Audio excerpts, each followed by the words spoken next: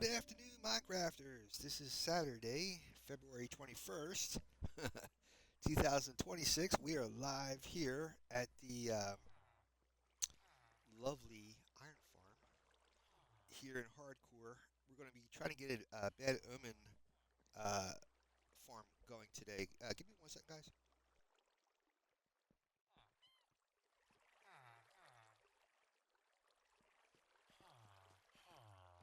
For some reason, my right ear, my headset wasn't playing. I had to play with the thing. Anyhow, I hope you guys are doing great today.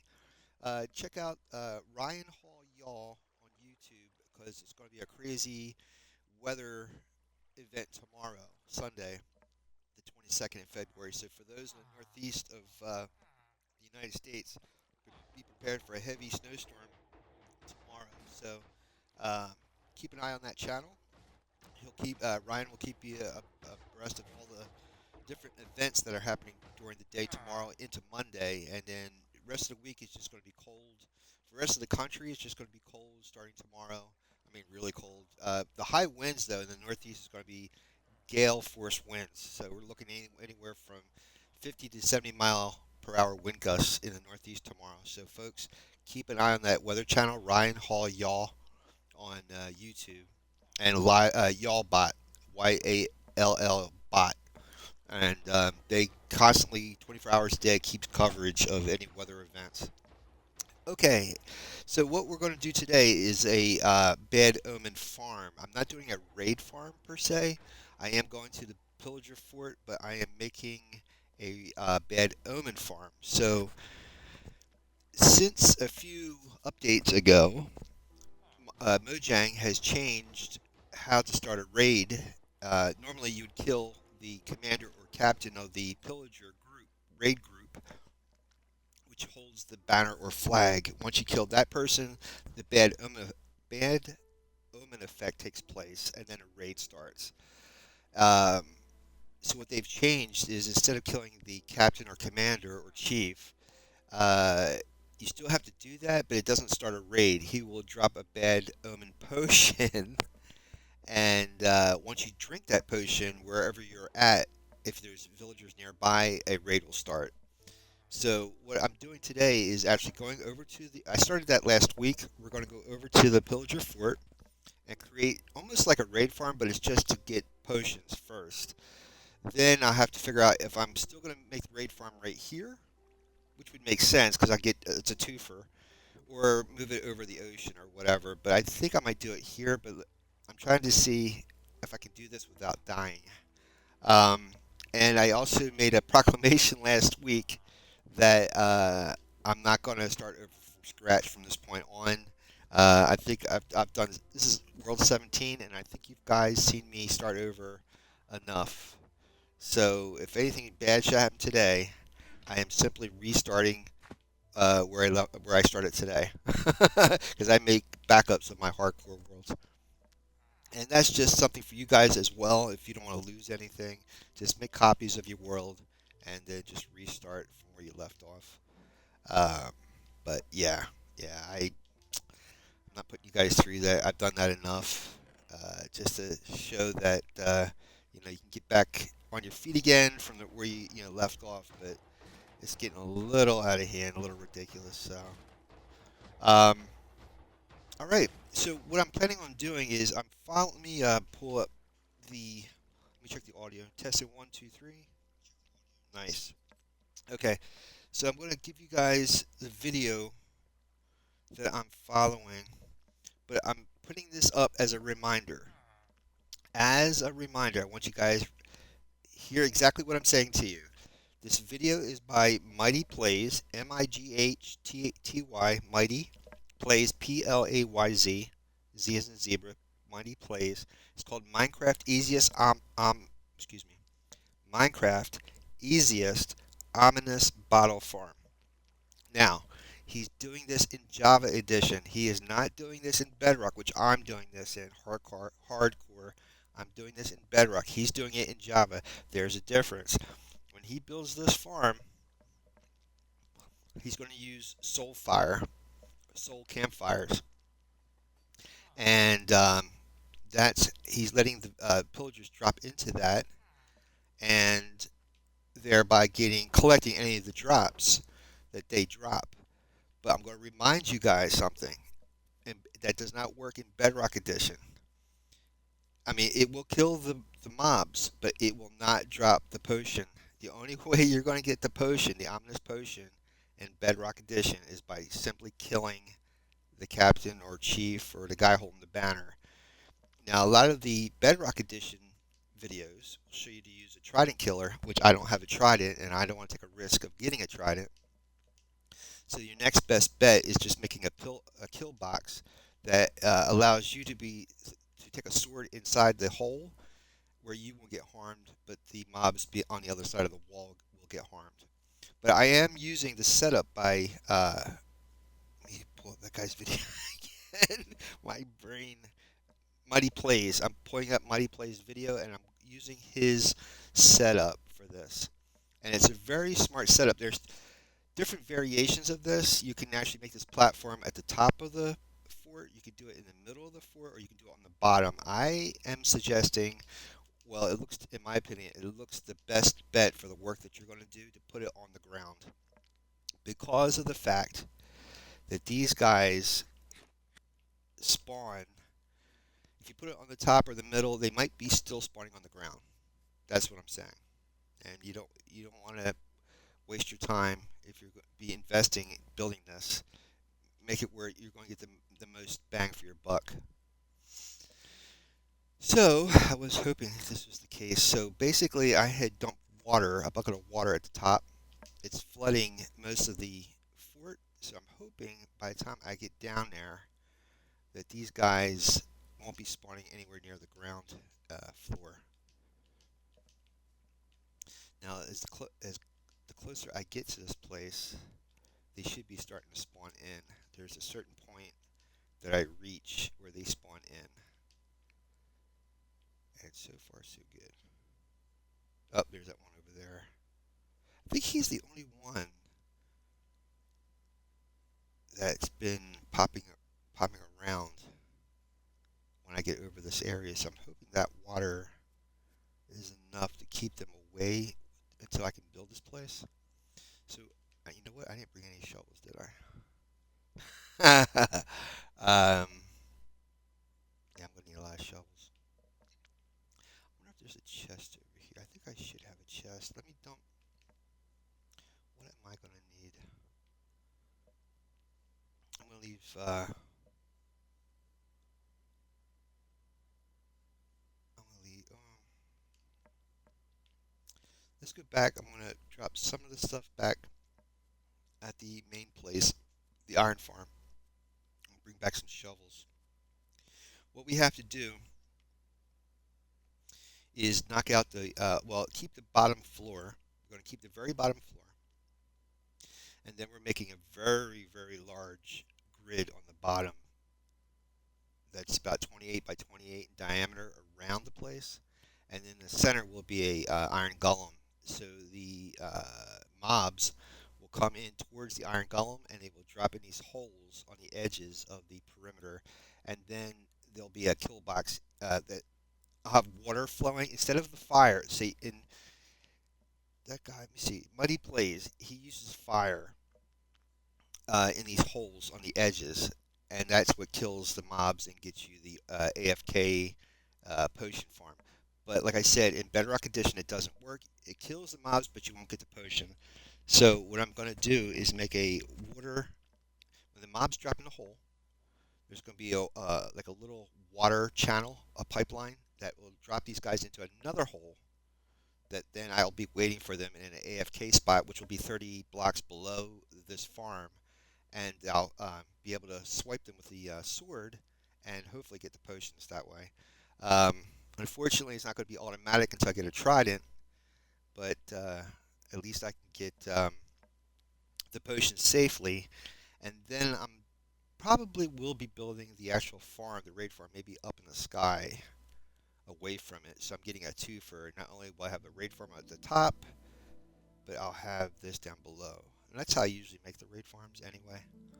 So, And up until now, it's been really dangerous, the past 17 worlds, hardcore worlds, to make a raid farm, because these guys, at hardcore, it's, the threat is like very, very up there.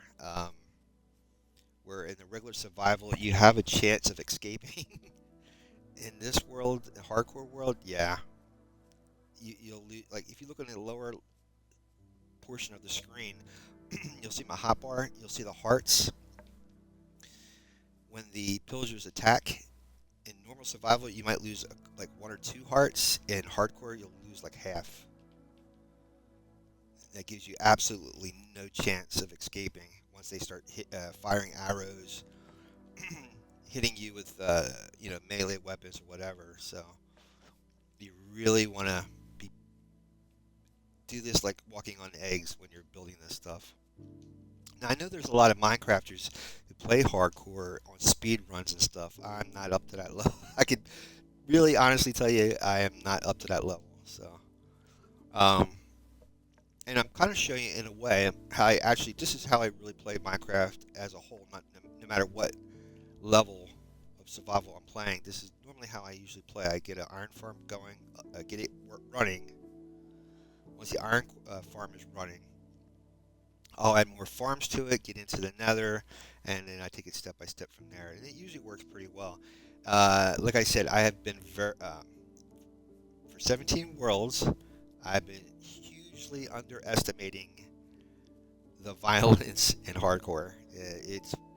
Or the danger in hardcore. The hardcore is serious. You don't want to play around and underestimate the damage that it can cause in this level. Okay, so I'm gonna leave as much as I can here, and then take out all the shovels. I know I got picked up a lot of shovels. There we go. So I'm taking all those with me because we're gonna be needing a lot of these shovels today. Not that. All right, and okay, a little bit more. I might need a pick. There we go. Maybe another shovel. There we go. Let's grab a little more shut-eye, and then we'll head out over there. Not only do we have this pillager fort, but I did find. Oh, wait a minute! There's somebody here, and it is Evie. Evie says, "Hey, Red, I don't play hardcore because I definitely die and lose the world in about 10 minutes. If that, how are you doing?" I'm doing very well, Evie. Thank you so very much for being here today. Sorry I didn't catch you on here right away. I've been away. I wasn't playing yesterday. I had to get a tire put on my car, and my allergies have been going crazy, man. I mean, I take allergy pills and stuff. Usually, I can get around this stuff, but whatever's going on this week, my allergies are out of control. So I got my energy back. I'm ready to take on this pillager fort. And hopefully I'll get the Totem of Undying from the raid farms. Then I'll go into the nether, start making a nether hub. Like I was telling these guys, Evie, in hardcore, if you just want to get a feel of it, I always make backups of my hardcore worlds. So if I ever die in one of the copies, I can just start, go into the other, into the other version, the other copy, and just pick up where I started. I would have to start over. I mean, not the entire. I mean, just where I started over when I first started playing that day, kind of thing. So if you have anything worthwhile and you don't want to lose, just make a copy and then go back into the copy. But I've been trying not to do that because I wanted the people to understand that it's not that hardcore is hard. But if you follow certain steps, it shouldn't take you that long to get back up from where you left off. But like I said, if you don't want to deal with that nonsense, just make a copy. I know a lot of people say, well, what's the use of playing hardcore if you're going to do that? There's just regular survival where you respawn. But if you want to feel the leveling, the challenge of hardcore, because trust me, I've definitely noticed a difference between regular survival where you respawn and hardcore. hardcore, the damage done to you is much more severe than regular survival. You don't have a lot of chances as you do in regular survival. So it teaches you to think, really think before you leap. Try to really plan stuff out before you leap. Evie says, let me see here, catch up here, Evie, hold on. Evie says, that's okay, life comes first always. I'm chronically ill myself with a crazy work schedule, so I get it. Um, and she says, that's smart with the backup. She says, at least you have a copy and it won't be completely ruined. Yeah. Um, I've seen John Bams play. He's a really good Minecrafter on Twitch, John Bams. If you guys ever get a chance to catch him play, he's amazing. And I think he always plays in hardcore. Um, and I've seen one video where when he first started playing that he spent a lot of time, I don't know, a year or so on this brand new hardcore world, and he died. And you should have saw his. I mean, it's not funny if you saw his face and like what he went through. I totally understand it because it's like, oh, there's people here. I was hoping that this water would keep them away, but maybe I'm not so lucky. Let me see if I'm gonna need a chest up here. See if I can make one real quick. Now, before what happened was, let me throw a bed down, then I can grab that.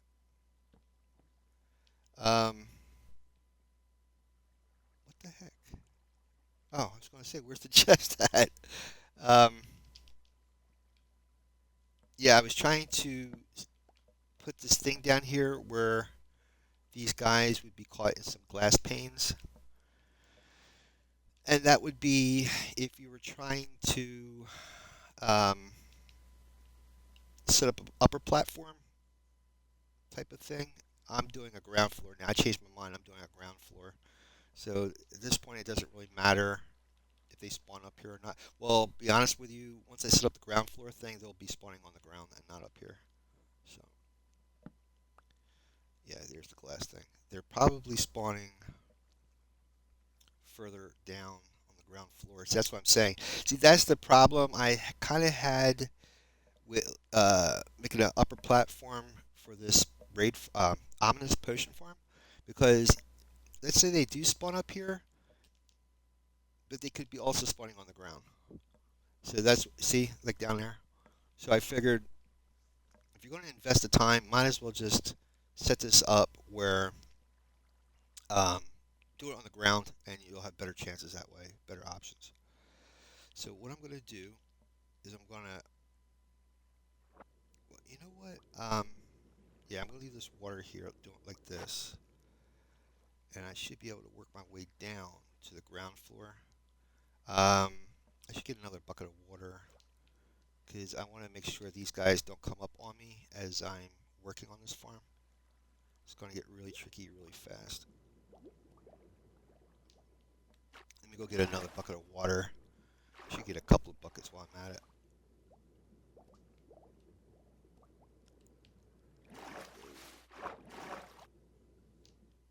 Okay. Now the reason why I have this up here is that way, if you're about, well, it's got to be about 100 blocks away, they'll actually despawn. The game is set up that you have to be within 100 blocks for any mobs to spawn around you. And if you go away 100 blocks, they'll actually despawn, meaning the game will take them away or delete them. Now, for certain people out there, you're probably saying, "What in the like? What are you talking about? You're actually, what's the point of playing a game if you're like breaking the rules?" Well, it's kind of set up like that since the beginning of Minecraft. That if you certain players actually they go and find these bending ruler type of things that kind of makes the quality of life a little bit better when you're playing. Um, because if you don't, Minecraft is really set up to be a grinding type of game where it's block by block. So what you're trying to do is like on an engineering mindset and engineering philosophy of working smarter and not harder type of thing.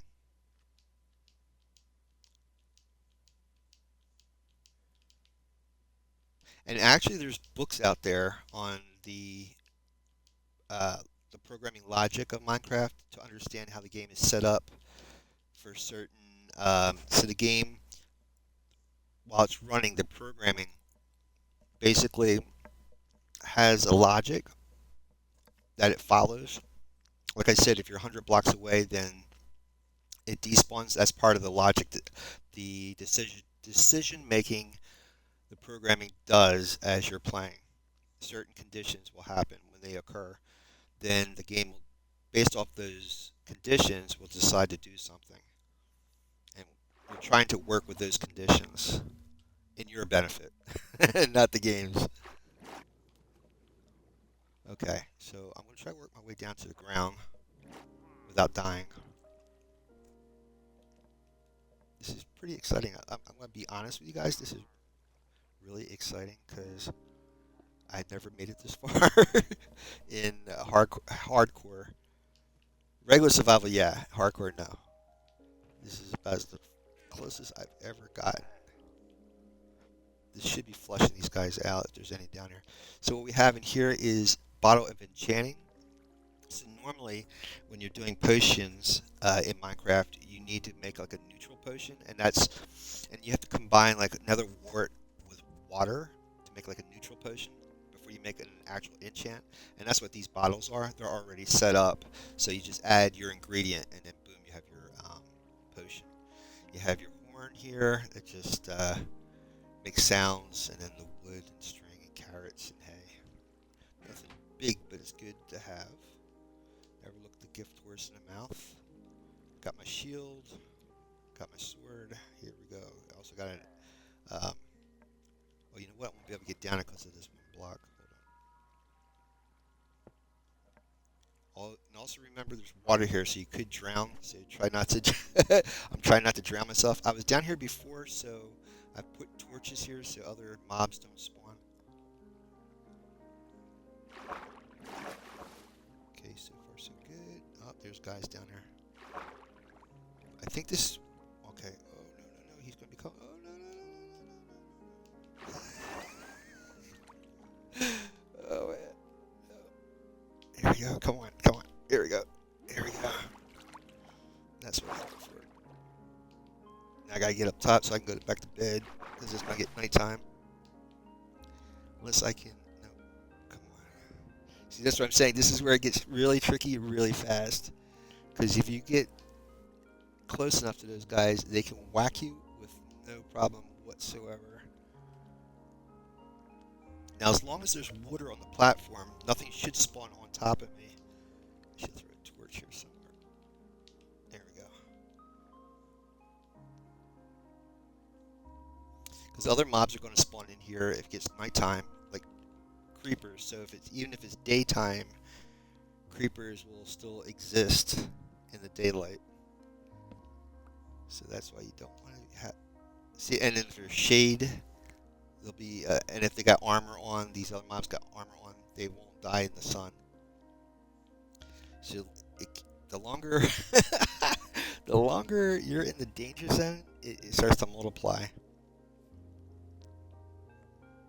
Always set up a buffer.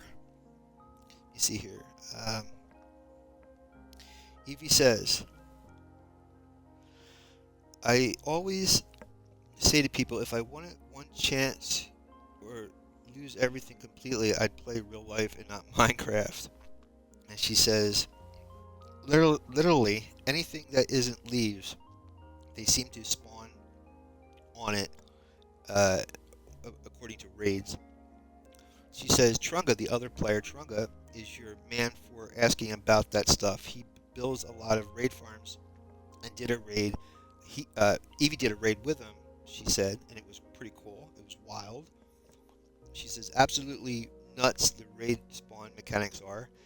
And she says, water as a tool in a pillager outpost, never would have thought of that. Yeah, I forget how long ago that I came across this idea. Um, and as long as you have water on a platform, that's one of the game logic I was describing, that it's a condition. If you have like a hollow block or water, mobs, the game will allow mobs to spawn on that.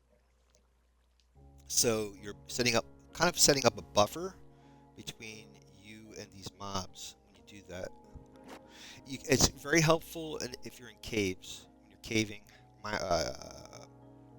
mining in caves. It's very helpful. So the mobs don't come up on you.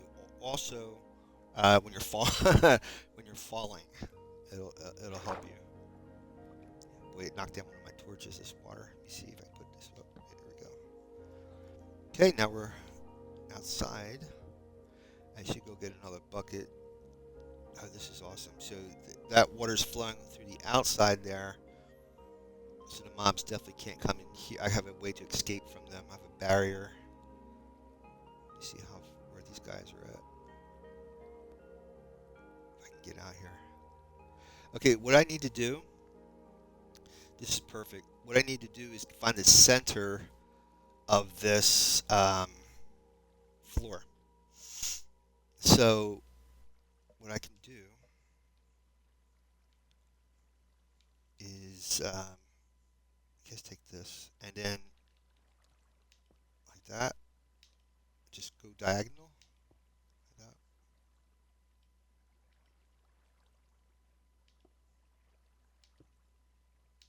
There we go, and that should go diagonally to that other corner.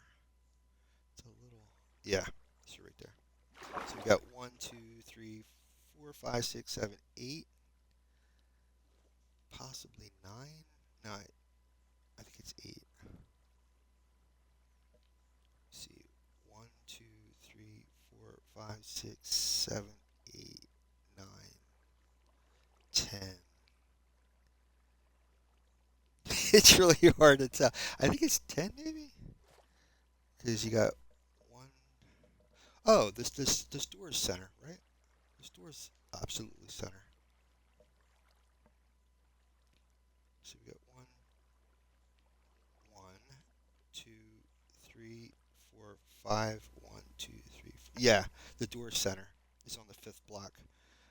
So 1, 2, 3, 4, 5, 6, 7, 8, 9, 10, 11. 1, 2, 3, 4, 5. I think this. I actually want to say that's the center. 1, 2, 3, 4, 5. 1, 2, 3, 4, 5, 6. 1, 2, 3, 4, 5. I think this might be the center right here. I think that's the center. I might be off. I think that's the center because there's the line right there, right? That looks like the center. Evie says, she says, there are Ravagers on the roof. Trunga has a death wish. Yeah, when you do a raid farm, there's another mob in the raid called Ravagers, which are these huge, like, animal uh, creatures that the pillagers ride.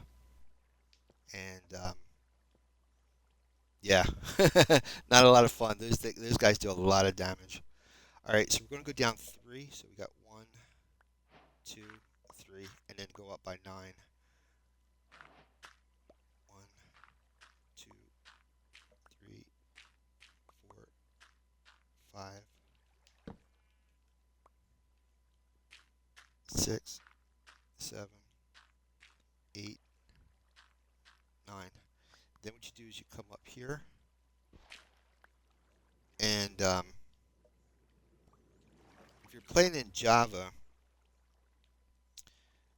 you would have fire, soul fire. You knock these out by 3, and then you would have soul fire, and at the bottom, and oh god, what are these things called? um, are those things called? Hoppers under the fire. So when they burn on the campfires, um, or soul fires, which is like a campfire, the drops are dropped into the hoppers and then travels down into a chest. And then what you have to do is stand 30 blocks on top of this thing, and in the center, where we just came down, that would be a place where the iron golem sits. So they're all coming in for the golem, and then they get trapped on these edges here. So we're going to have to do this 3 times on each side, and then I have to build a flat platform on the ground here that goes 28 blocks from that hole, and then we have to flatten the entire area, 28 by 28 all the way around, and then the center area right here is where we're going to sit. So the iron golem's going to sit up here. I'm going to dig a hole down here, 30 blocks down, and all these pipelines or channels are going to flush the mobs into this hole where it'll be like a kill box, and then I'll just make a little type of like slit where I can stick a sword in and kill them and get their drops. That's the goal for today if I don't die. So wish me luck. So we're going to do 9 more out here. That's 1, 2, 3, 4, 5, 6, 7. Uh-oh. How did that happen? Oh, I guess it must have been a hole here. I only went 7 blocks. Give me a second here. No. What are you doing? That's 7. Right? I don't want to lose count. Must have been a hole. 7. I was trying to put a torch down. 7, 8, 9. There we go. And we're going to do that again 2 more times. 1, 2, 3, 4, 5. Sorry for counting. 6. Darn it. Oh, this is going to be the whole thing. Oh, darn it. 7, 8, 9. Please don't drop down on me. Yeah, that's going to be the tricky part. I'm going to have to flatten this entire platform with dirt.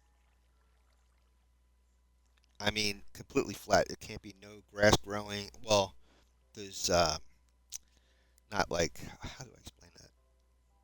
Grass blades. I got to eliminate all grass blades. It's got to be really flat, and then it should work.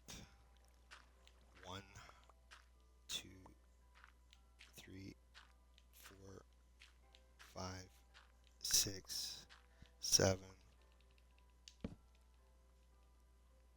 8, 9. There we go. I'm intentionally not popping these holes yet because I don't want nothing dropping down on me. But once it's ready, I'll have to set it up where it's like a 3 wide hole, and then they drop down, and then the water will push them into this main hole. Then I have to dig this thing straight down for about 30 blocks. But right now I'm concentrating on the upper platform for right now. So the next thing I got to do is oh no, yeah, that wasn't smart on my part. There's no way to get up here. I need to make a is it nighttime? Jeez. Yep, just about. Actually, could have slipped down there. Let me do that.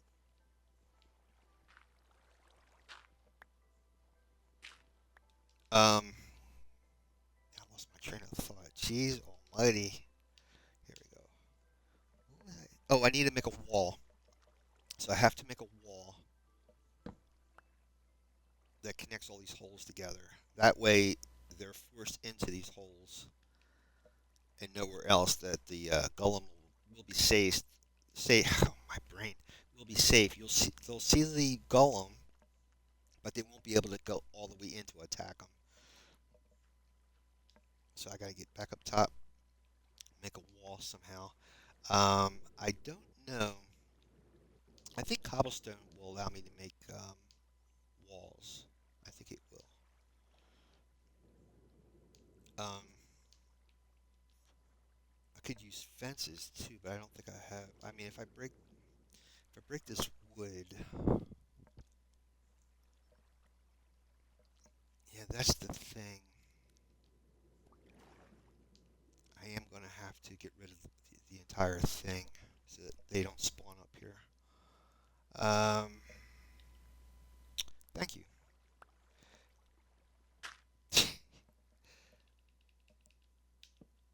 um, let's see here. Um, I'll put these in here for now. Here we go. Because I really hate to use all of my cobblestone. So, oh, crafting table's up top.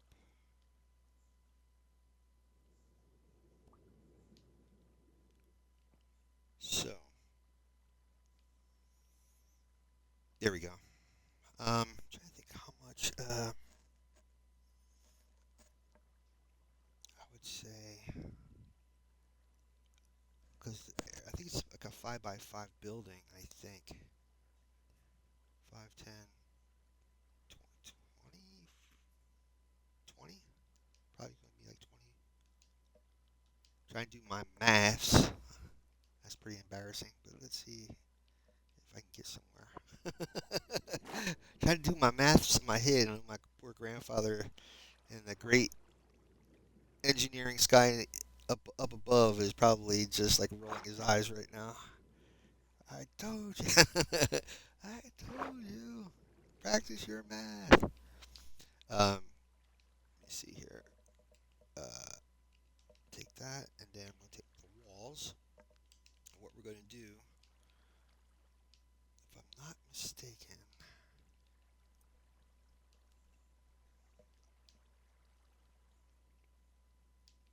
boy, I tell you, that's not good.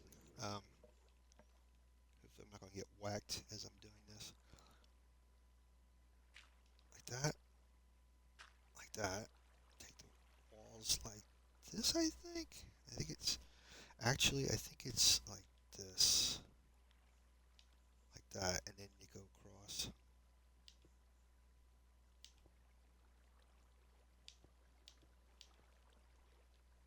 Oh no, I didn't puncture. There's holes. I don't know really where it. Well, it should be. Oh jeez, how far is it? It's about a block, right? About a block from that door. Yeah, yeah. So it should be right in the center of that door. No, I think I'm off. I'm off. Darn it. Sorry for talking to myself, guys, but it helps me think. Okay, one more, eh? Boom. There we go. And then when I get in front, yeah. Um, punch a hole here. I think it's right in the middle of that, isn't it? It's on the outside of it? Yeah, it's on the outside of it. Something's telling me to look at the video. Something's telling me look at the video before you do this stuff. You know I'm not gonna do it. Actually, I think it's supposed to be right there, but let's just go with it. Okay,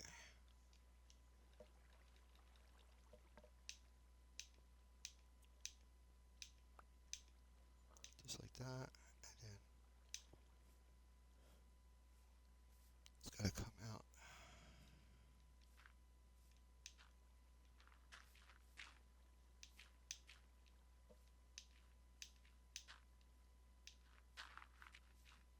like that. You can use water, and then it'll destroy the grass blades. I'm gonna have to get more wall anyway.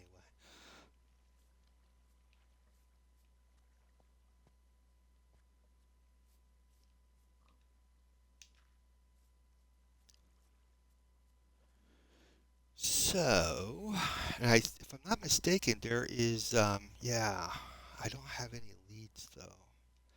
I think if I give them something to hold on to, they'll follow me. Um, over to,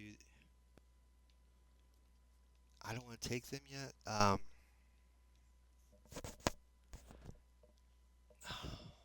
to think how this works. I don't want them following me. I think if I give them something, they're gonna follow me.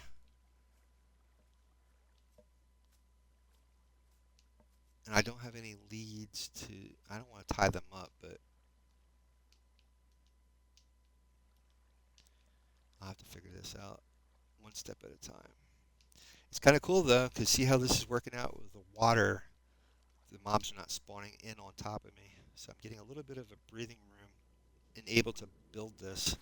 Because if you don't have some type of thing set up like this, they're gonna oops, they are definitely gonna come on top of you and all that good stuff.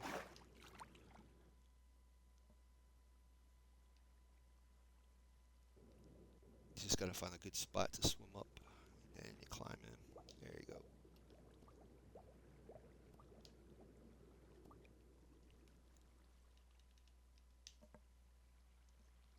I need to go all the way to the tippy top because that's where my crafting table is.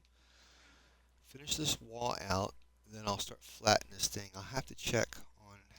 I should check that now, so this way I can get those lay out of here safely. Um, Give me 1 second. Uh, Evie says, uh, it's interesting to hear your thought. Oh, thanks. Evie was saying how I'm thinking out loud. Yeah, yeah, that's the only way I can reason stuff out.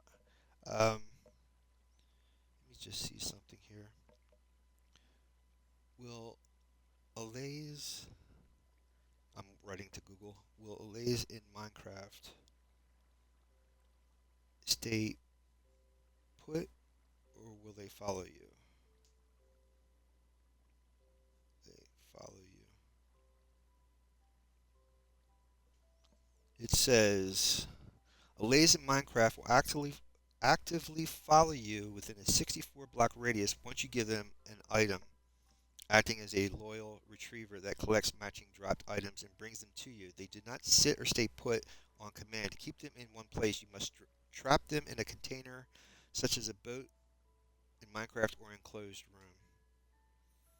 Yeah, I hate to do that, but I guess I have no choice until I need more string to make a rope or lead, and then I can actually tie them. I don't want to tie them anybody up, but um, until I can make a pen for them.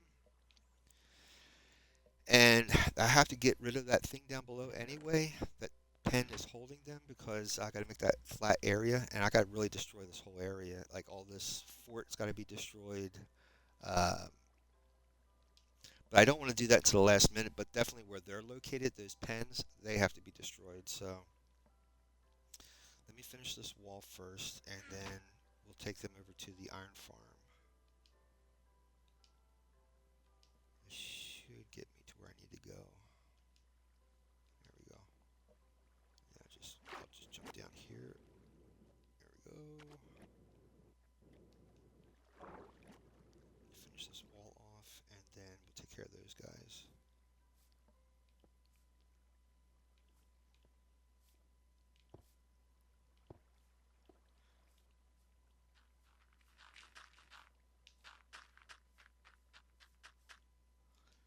And I think we'll make the hole right here. Not mistaken. Actually, I think the hole is right here. Like that.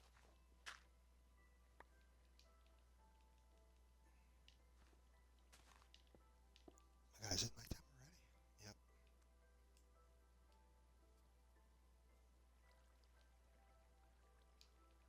I should just hurry up, put the bed up before bad things happen.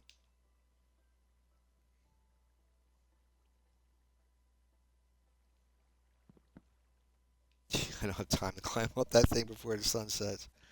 All right, and keep going.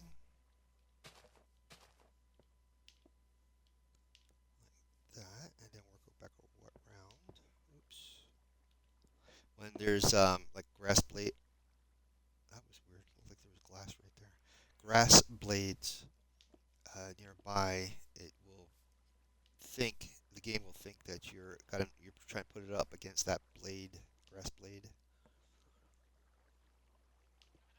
There we go. Yep.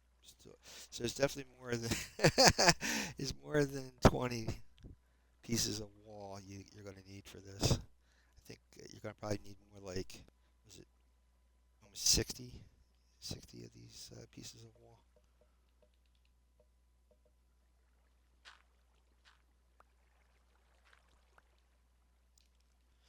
Yeah, see, that's exactly where, because that's the end of the ninth block is right there, so that's exactly where you want this.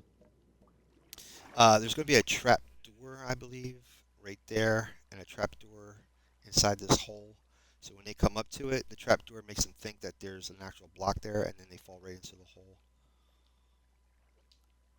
Yeah, I'm going to need more. Just a few more walls, pieces of wall, and then we'll take care of our friends, the allays, take them back to the farm. I could use them for sorting, and what else? We'll have to do this whole platform thing. I might not destroy this entire fort because I might build a raid farm on top of this, and I could use this platform to get up top. So we'll have to see. I think maybe 18 will be good.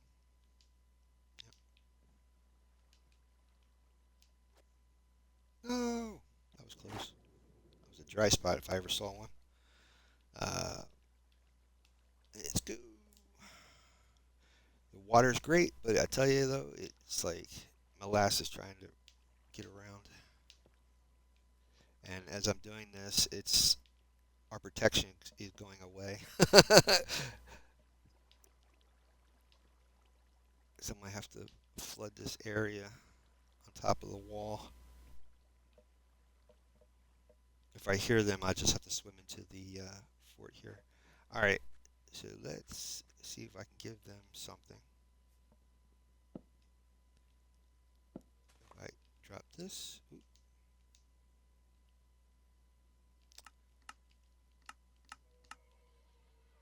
Trying to think how I drop stuff. There we go. Drop. Oh, I forget how to do this. Hold on. No. There we go. There we go. You have to on an Xbox controller. You left click. Where's he at? Come here, buddy. There we go. Now they'll follow me. Once I get them over to where I'm taking them, then I have to take those items from them so they stop following me. Now, hopefully, I can swim up this thing and they'll just follow me all the way over. Probably going to have to get more water too because I don't need the pillagers spawning behind me as I'm flattening this area out. Allays are not good with water too, so you might not want to be in water for a long period of time because they could drown.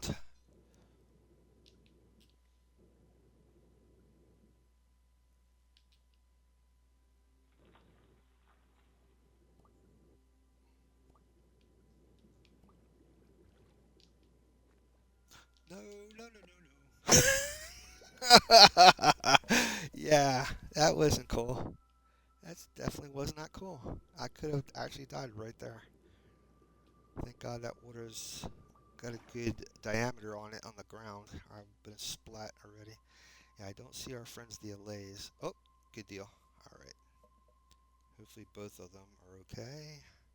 Should see two of them. Yep, there they go. Excellent. Excellent. It's all going together according to plan. Papa Papaltine. Check out Robo Chicken on YouTube with Star Wars. They do stop animation, and the stuff is hilarious. Oh my god, it's so funny. If you ever seen the American animation of Family Guy or American Dad, that's all with Seth Rogen and or no, Seth MacFarlane. I'm sorry, Seth MacFarlane. And oh my God, this stuff is it's like Simpsons. It's so hilarious. But he does a lot of the voices, like Palpatine's voice.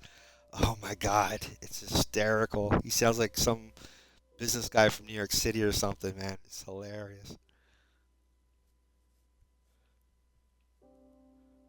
There they are.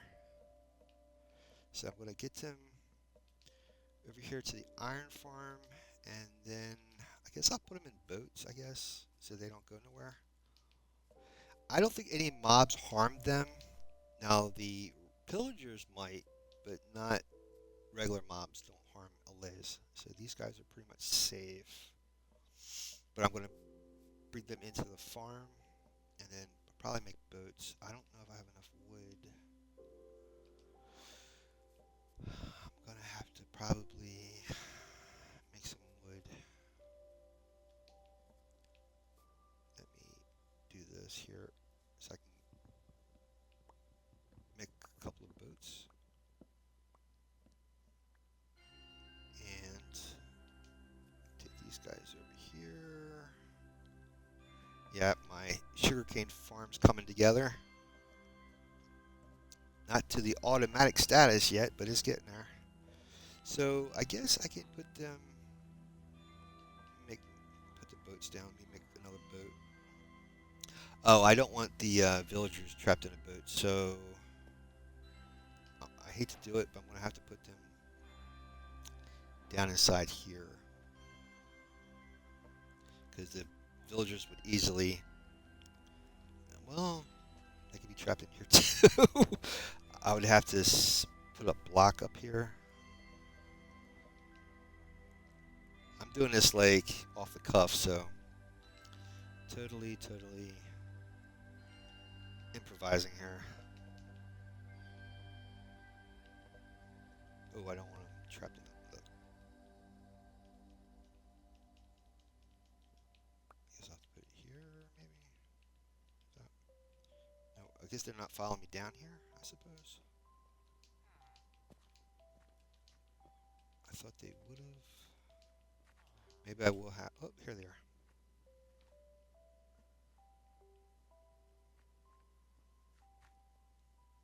Darn it, they're not coming all the way down.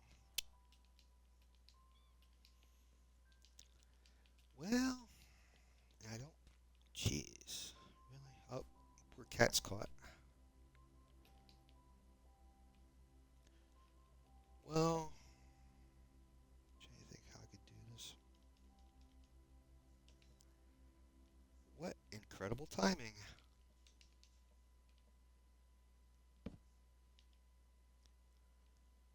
If I get them near the crafting tables, maybe, then even if a villager gets trapped in it, unless I can get two allays into one boat.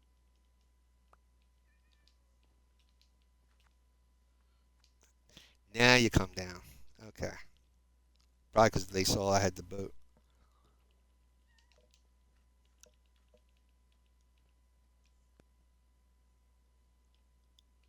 If I get the one guy in here, then I just need the other guy to follow.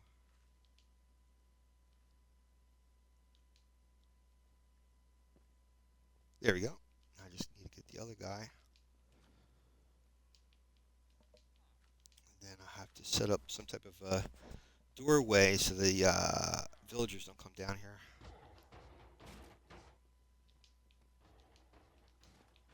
Where is the other allay? Oh, there he is. See what I'm saying with the water? It's so because I was down below, they were trying to follow me, and if they could drown. That's the thing with allays in water. You don't want them, and somehow the water messes up the lot, like their thinking. Like, since he has that block, he should be following me.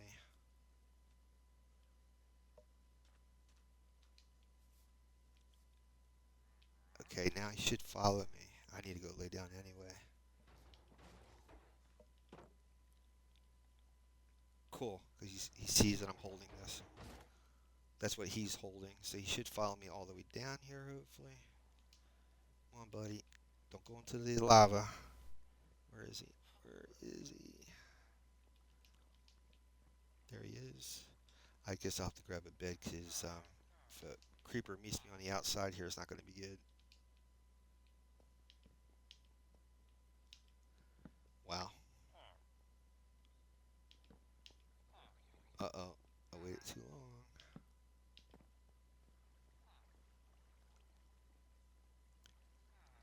Okay. Now, pull this out. Where's my lay? Look at me, dude. Look. Right here. Anytime they get near water, it really messes up their thinking, their decision making. It's like they get lost.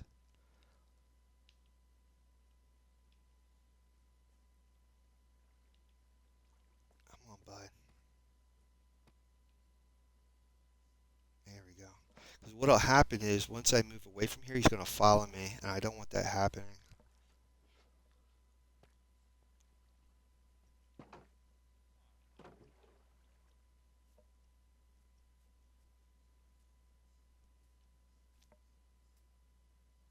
There he comes. All right, now.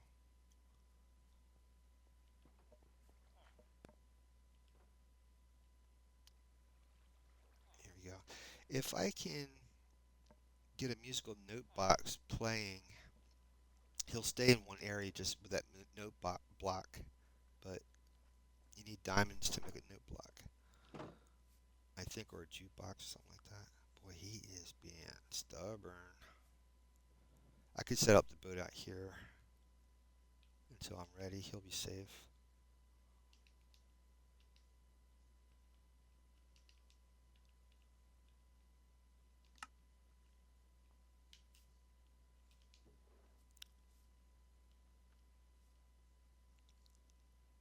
Until I can figure out how to get him down below. If I go away from the area, he should start following me.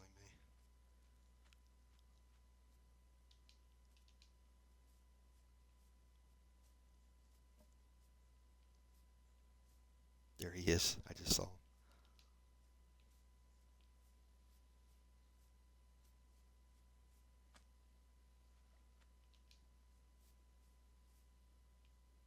Now, if I drop this, he should go after it. There he goes. There he goes. There he goes. We'll just have to leave him there for now. And now I got to flatten that area. See if I can get. I don't know if I have any more dirt blocks. Make sure I got my bed. Yep. Let's see if I have all the dirt blocks I need. You know, I don't know for sure if it has to be dirt blocks or not. I don't know that. I'm just assuming it has to be dirt blocks. I don't know why. I never questioned the guy. It's just that's the way he did. So I'm gonna try to follow that logic, and I should get another bucket of water too, just in case.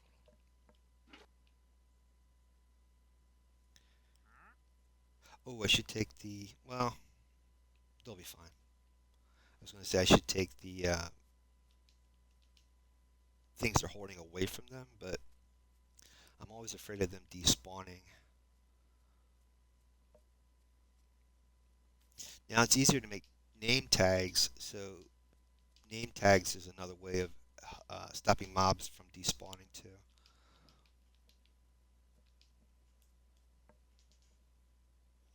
Evie says, I dragged them in a boat using the rope or leads to to my boat usually. Uh, Meaning she pulls the once they're in the boat, she'll pull them, or she'll use the boat, like she'll drag the boat to the alley. She'll drag the boat to the alley, and it catches them. And yeah, I've done that too. It also works with mine carts. Mine carts work as well. Um, in fact, there is a YouTube tutorial if you look up how to multiply allays. And there's one video that I thought was so clever. They put these allays in some type of these chambers, and they have a music box there. And anytime they want to duplicate allays, it's like a machine. It'll pop out a minecart. It picks up the copy and takes it to wherever you want to take the other copy to, or spawn, whatever you want to call it. And I thought it was really pretty sharp and clever. Other people make it like a terrarium, which is really smart too. They make a giant glass bowl or ball and make it like a forest inside. Just have the allays in there. Anytime they need one, they just duplicate it. How you duplicate an allay is with a music box or jukebox and amethyst shard. And once you give them an amethyst shard, they will produce another allay. And so that just all you really need is just one, and then you'll have an endless, infinite amount of allays as long as you have amethyst and a jukebox. So two, we're really ahead of the game with two, in fact. All right, so since I don't have a lot of dirt blocks, I might have to start getting dirt blocks. I'm gonna put all this stuff in here because we're gonna need a lot of room. I might have to take the um, crafting table. Do I have one? No. Yeah, I do. Okay. This makes me so nervous because I don't want anything spawning around us as we're doing this. So hopefully we'll be okay. We gotta go 28 blocks from here. 1, 2, 3, 4, 5, 6, 7, 8, 9, 10, 11, 12, 13, 14, 15, 16, 17, 18, 19, 20, 21, 22, 23, 24, 25, 26, 27, 28.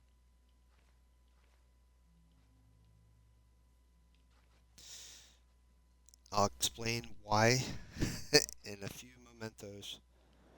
Pretty much that's going to be the perimeter of this whole, oh boy, this whole platform.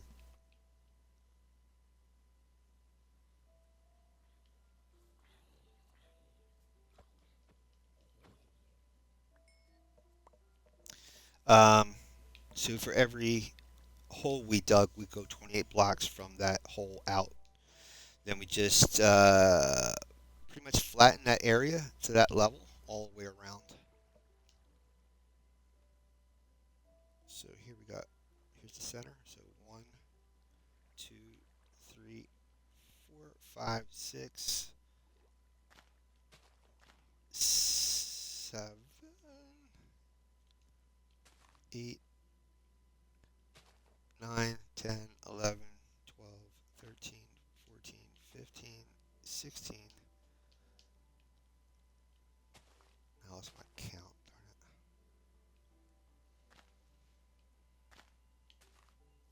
it. Try this again. And we're off anyway. 1, 2, 3, 4, 5, 6, 7, 8, 9, 10, 11, 12, 13, 14, 15, 16, 17, 18, 19, 20, 21, 22, 23, 24, 25, 26, 27, 28. There we go.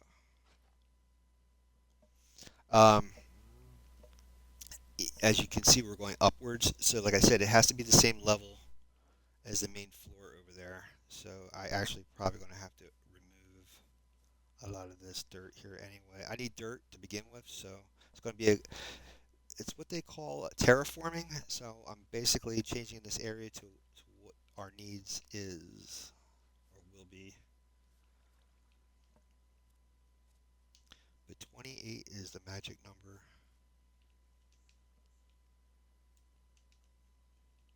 And I think since I got that water flowing on top of this fort, it's stopping any pillagers from spawning. So I think we might be safe while we're building this.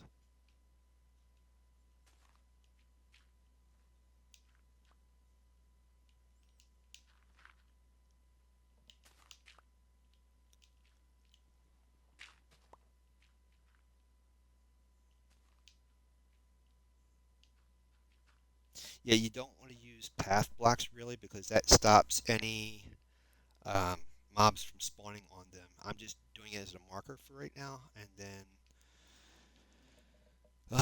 once it's ready to go, it's got to be raw grass, I believe, so that mobs can spawn on this thing.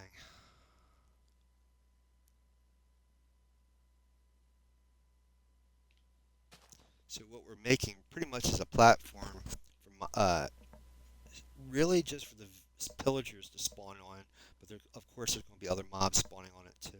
But that's what we're doing right now. One, two, three, four, five, six, 7, 8, 9, 10, 11, 12, 13, 14, 15, 16, 17, 18, 19, 20,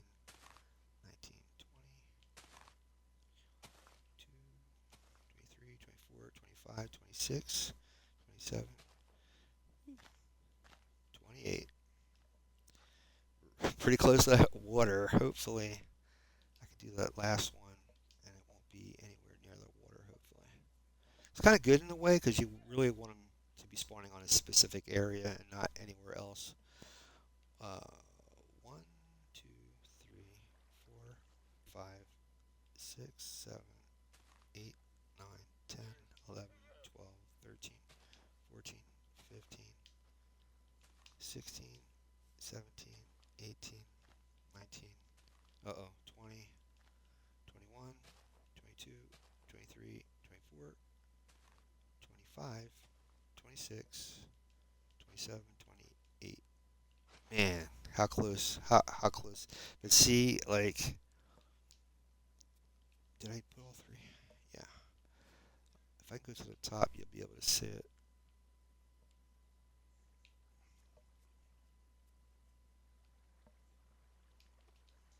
I should set up a chest down here too,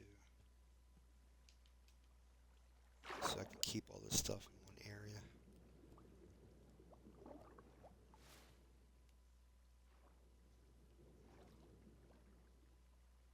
Go all the way to the top if I can. That way you guys can see down below.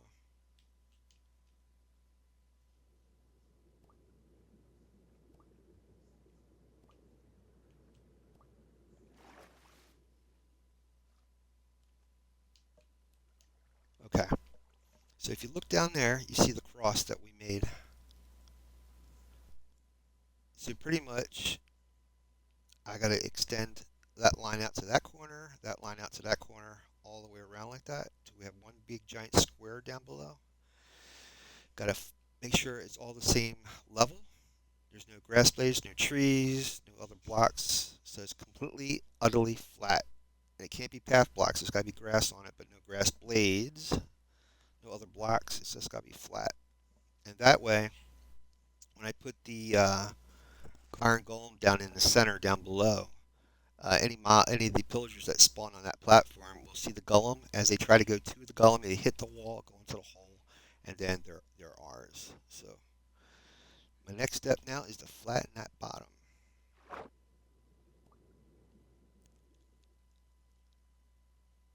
And also get rid of those other things in the area like trees and the pens, all that stuff. So hopefully we'll be able to do this without getting destroyed in the process. Once you break all the leaves will break on their own automatically. As long as there's no other wood still attached to the leaves, it'll just break on its own. And like I said, if you take a bucket of water, I'll show you,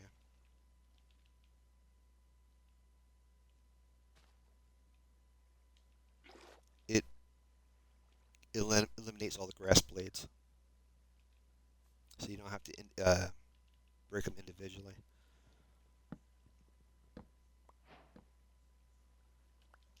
This is all dark oak, which is good stuff to build with. Don't ever throw anything away in Minecraft. Nothing. Be a total pack rat in Minecraft, and your builds will thank you for it. Because material is what you need in this game at all times. All kinds of materials. So anything that you accrue while you're out here, even though it might not be useful at the time, you put it in storage, and later on, I guarantee you, you're like, thank goodness that's there.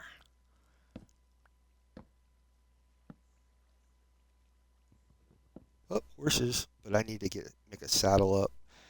And like I said, to make a saddle, I need to get leather, and it's not that hard. You can just get, cows, and then you'll have your leather. But or llamas. I think llamas too produce leather, but I don't want to harm them. If I go into the Nether, I'll be able to make hoglin farms, and that will definitely produce leather. And if you're trading with the piglins with gold, they usually trade leather too, I think. And that way, there's another way of getting leather without harming the cows.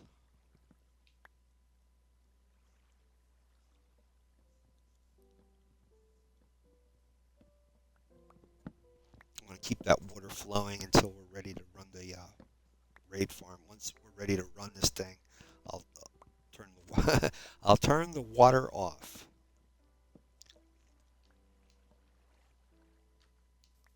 That would be a bad idea. Set up some sort of dispenser up there. That way, I can turn it on and off automatically. I don't have to throw a bucket down. That would be nice.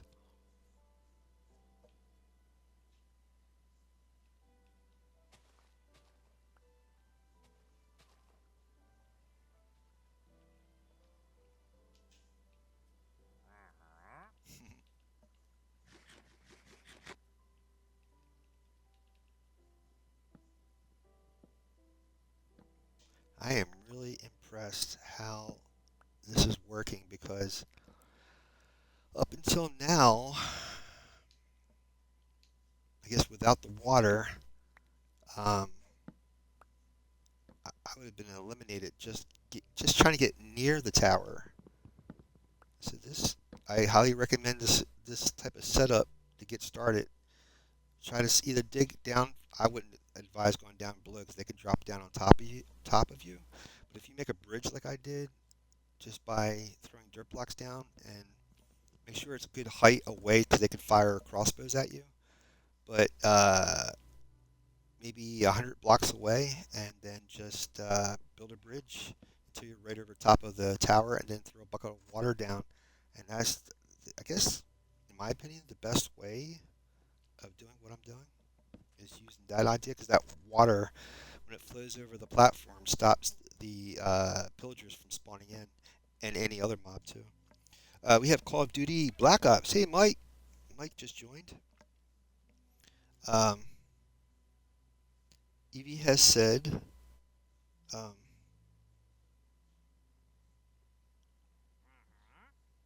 she's like, oh, great, an LA breeding machine. Yeah, there is an LA breeding tutorial on YouTube. Look that up. There's a machine that you can actually set up, which makes life a lot easier. She also says, my real life lawn would do that instantly with if I could use a water bucket. I said, yeah, that's for sure. Call of Duty says hi. Mike says hi. Evie says llamas also give leather. Yep. I'm stealing the water strategy. Please do, Evie. And yeah, I found that also. I'm telling you, man, YouTube is like a plethora, a bounty of knowledge. Anything you want to know, curious about, just put it in the search bar, and I guarantee you, Free access to knowledge, man. You cannot beat that. Who could have said that about 30, 40 years ago that you had, well, there's libraries, but this is like right at the tips of your fingers of free knowledge, like instantly. It's back in the Greek times, thousands of years ago, uh, people would go to an oracle to get their questions answered, and right now we're carrying that oracle right in our pocket, man. It's right at our fingertips at all times. And then there's this guy.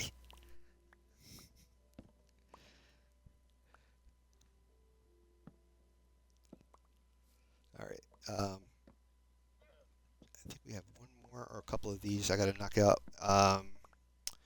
What I'll do, see if I can see. Oh, yeah, throw the water down.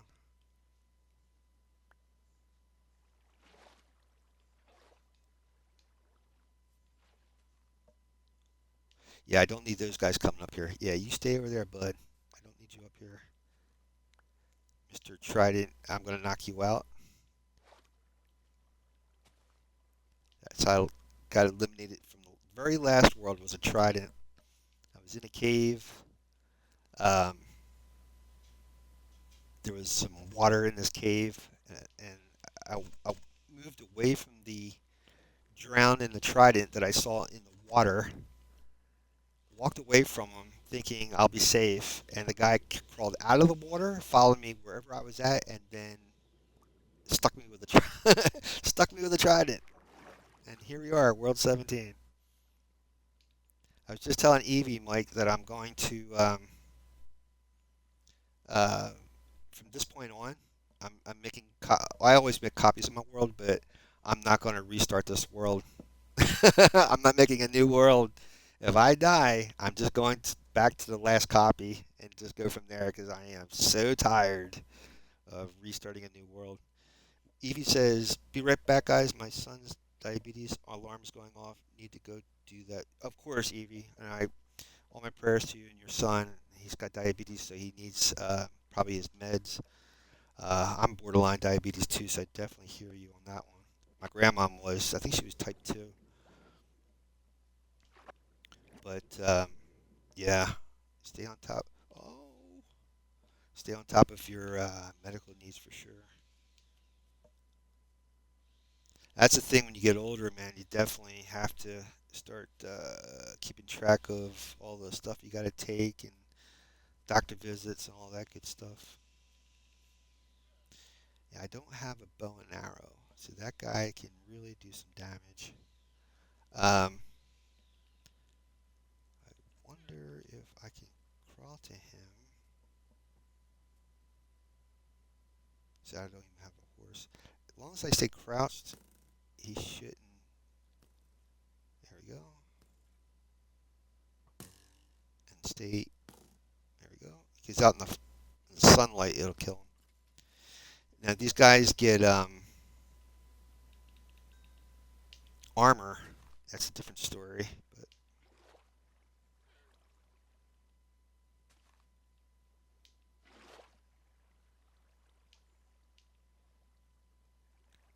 I know probably for those who are new to Minecraft, trying to figure out where you left the bucket of water. If you see how the lines come out, and there's one block that's like smooth, there's no lines. That's the source. That's where you put the bucket of water down. Is right in that spot.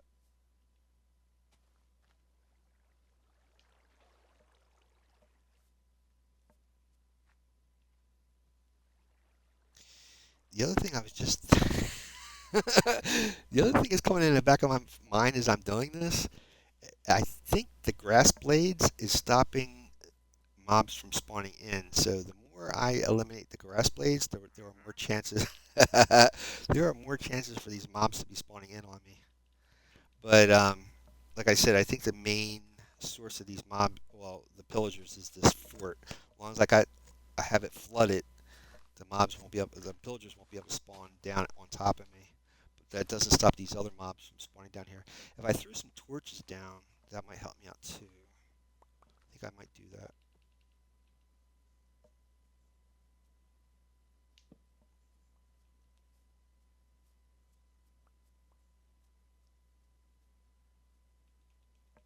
start making some more torches.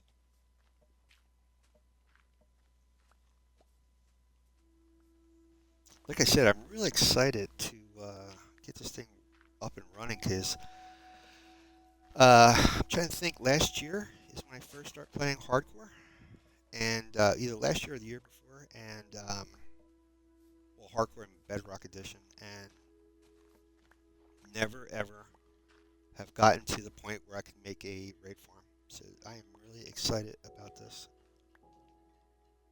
I traded. I have a couple of blacksmiths in my iron farm, my trading village, so I have tons of shovels.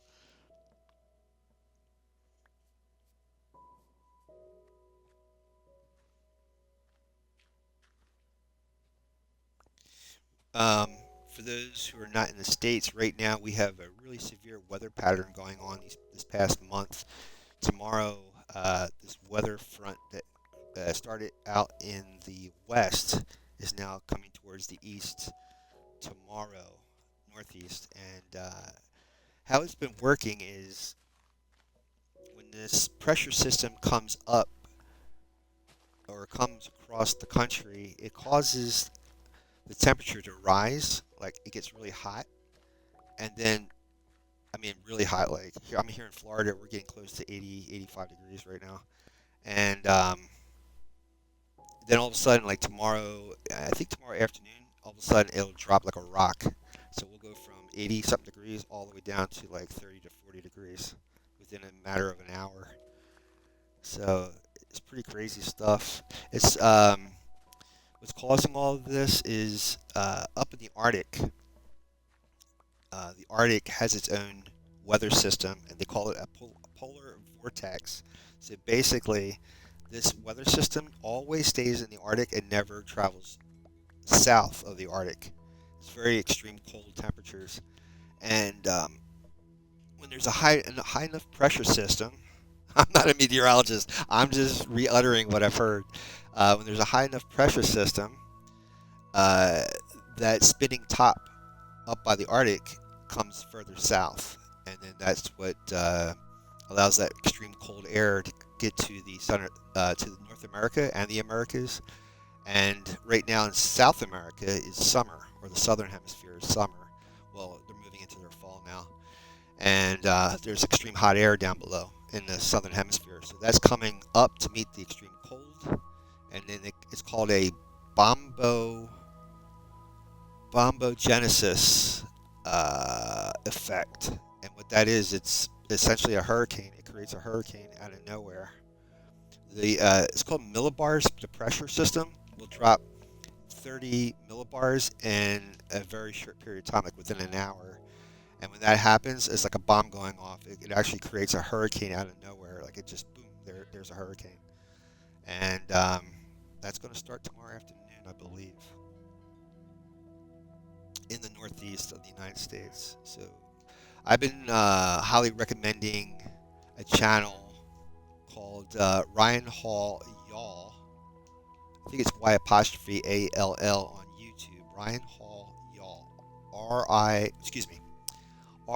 RYAN Ryan Hall HALL Y'all Y apostrophe ALL on YouTube. He is a former meteorologist in Kentucky, inside the United States, and now he has his own YouTube channel.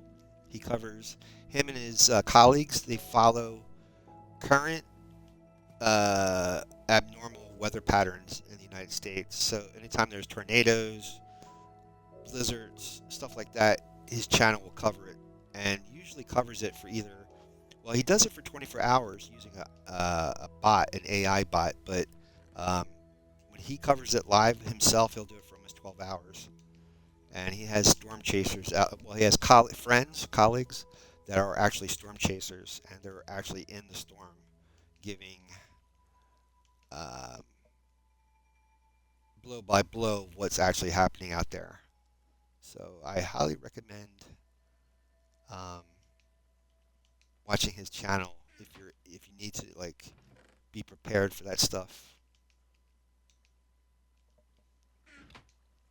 I think I caught him like because he covers hurricanes too, and I think Florida was about to experience a pretty bad hurricane, and I was checking out which channels were covering it, and I came across his channel, and man, he is really up on his stuff. He knows his stuff. Then I found out all the other channels, but you want to make sure that you're watching a channel that's not just making stuff up either. So take things with a grain of salt until you figure out that they are they know what they're talking about. Yes, anything you see on the internet, always take it with a grain of salt until you back check. And after you feel safe, then go with it.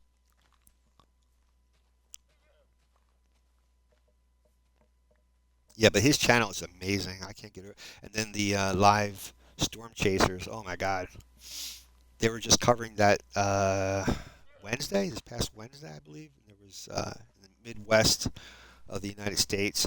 Normally in the United States, when we're changing seasons in the spring, it'll go from April until about June, and we have an area of the midsection of the North America of the United States called Tornado Alley. That's because the Gulf of Mexico in the south has a direct line to the north, which is Canada.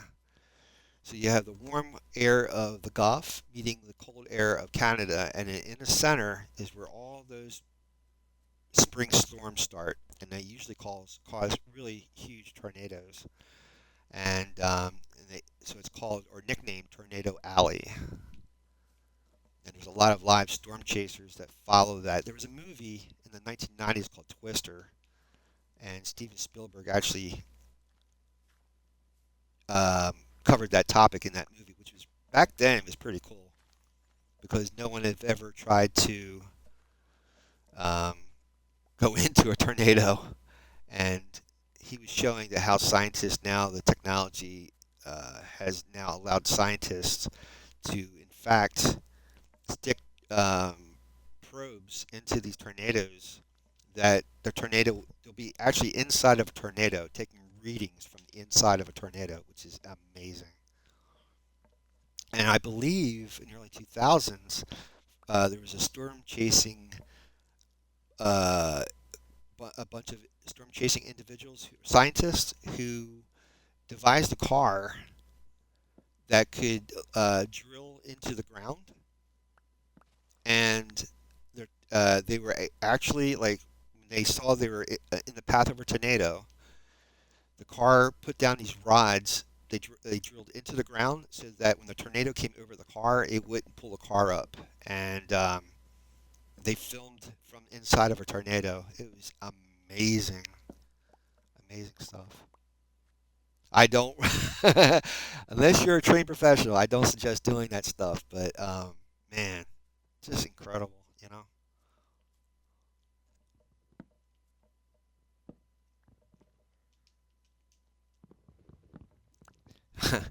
um, I really get a kick out of watching that stuff, and my mom's always like, "Why do you care?" And it's like it's not. It has nothing to do with you, but it's the fact of to see how weather works. To see how nature actually does its thing. It's crazy.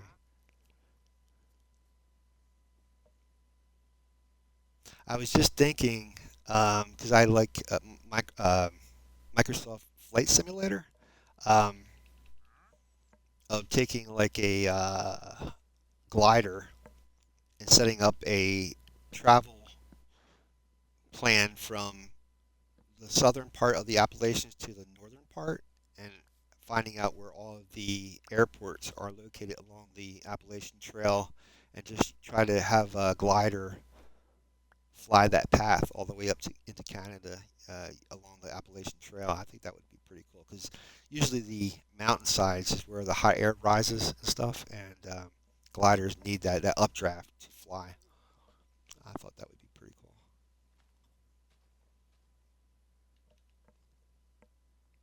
I hope Evie's okay. I haven't seen anything. She was saying she was checking in on her son.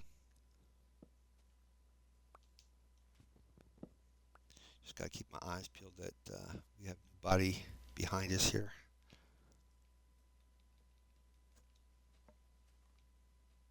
So I guess what I'm gonna do is start setting up this perimeter so I know how big this thing is.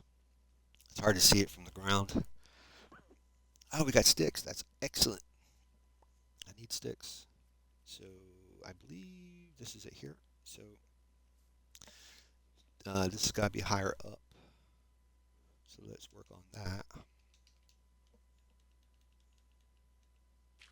Oh, I'll be darned. You can actually put it on top of it. I didn't think you could put dirt blocks on top of a path block, but that's awesome.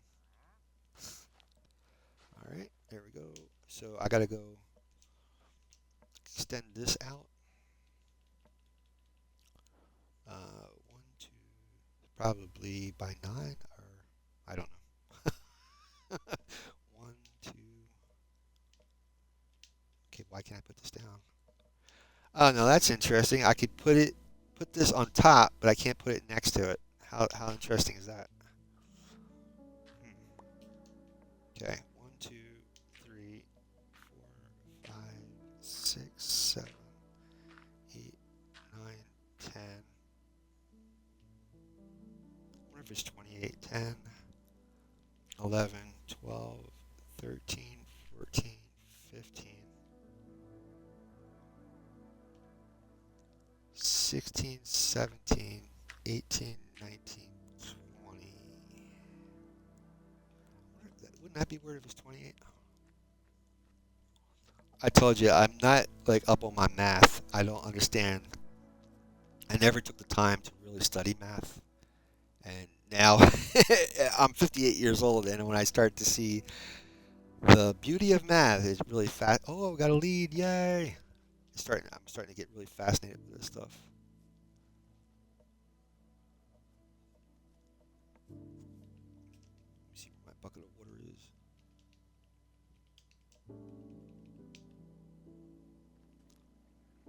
I find that interesting that it doesn't destroy the path block, the bucket of water.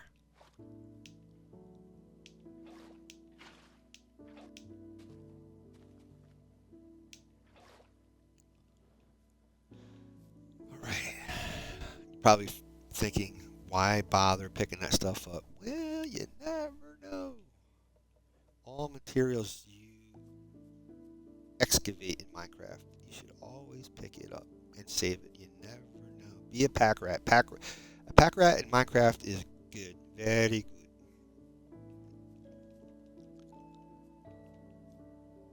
All right, here we go. So let me go straight out here like that. There we go. All right. I'm just curious to see how many blocks it is. We got 1, 2, 3, 4, 5, 6, 7, 8, 9, 10, 11, 12, 13, 14, 15, 16, 17, 18, 19, 20. I bet you it's 28. 21, 22, 23, 24, 25, 26, 27, 28. Ha! It's not. 29, 30, 31, 32, 33, 34, 35, 36, 37, 37. So there's 37 blocks from the center of that spoke. More than likely, because I counted 28 from the hole. So more than likely, the count, you know, from that center spoke to here is probably also, that's 28, and then that's also probably taking the couple of blocks from the hole into the center, and then that adds up to about 37, I guess. I'm assuming. I'm assuming. Then I got to fill this whole thing in.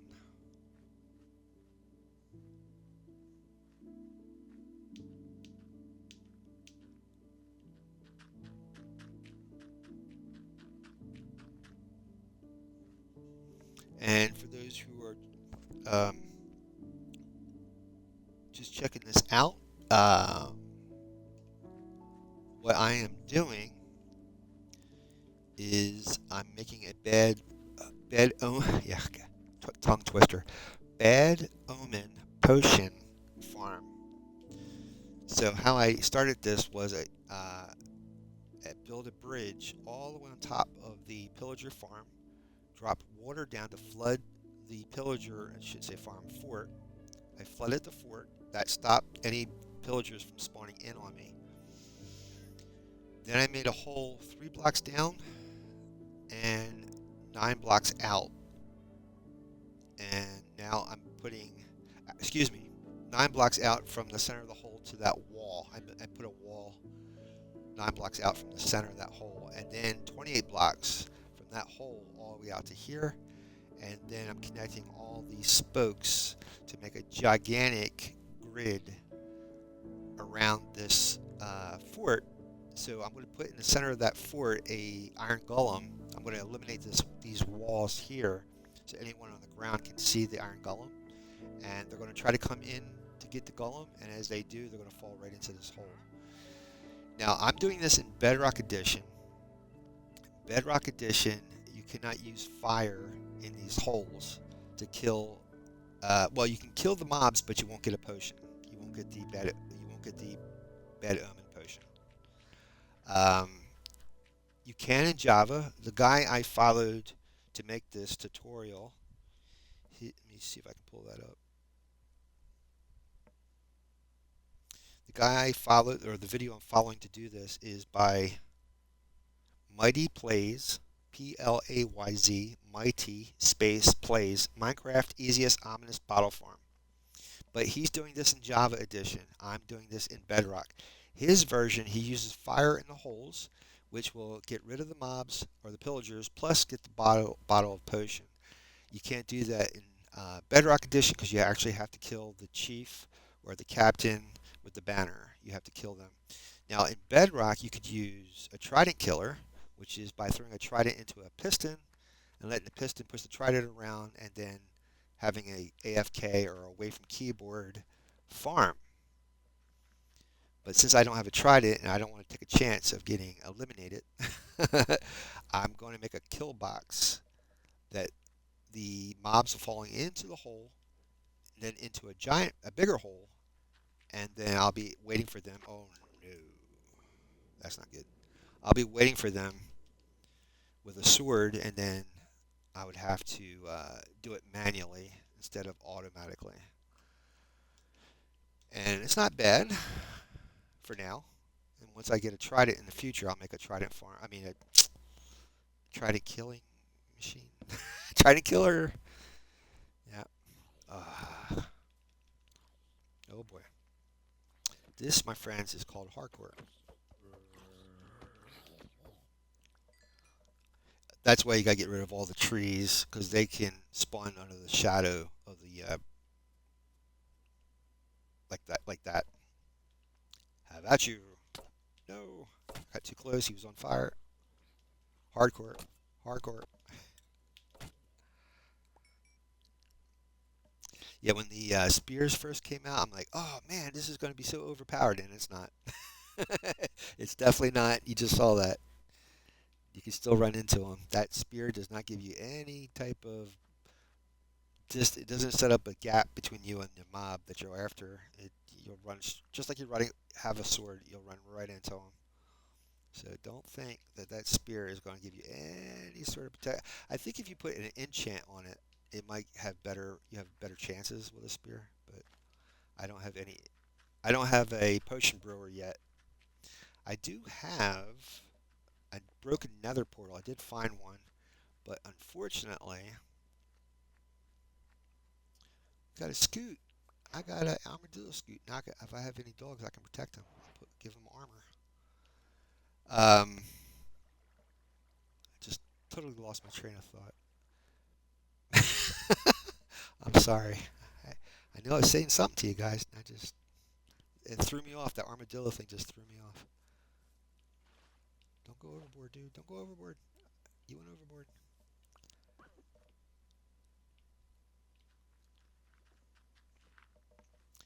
So again, I'm setting up a completely for whatever reason, Mine Plays or Muddy Plays uses a dirt block platform, and I'm assuming by doing that, um, the chances of pillagers spawning are greater, I guess, if you use dirt, I suppose. But he definitely wants it flat, dude. It can't be nothing on top of the dirt blocks. No grass blades, no trees, nothing. So once you get the dirt blocks all set up, you have to make it sure there's no grass, there's no trees. Then I got to get rid of this wall, put a golem in the center there, and then put up trapdoor on the edge of that, and a trapdoor on the edge of this doorway. And that way, when these guys come up, the trapdoor, it makes them think there's a block here, and they'll walk right into this hole. So if you're wondering what's going to happen after that, stay tuned. There's more to come. I need more dirt blocks. I guess I'll have to use these. Let's see.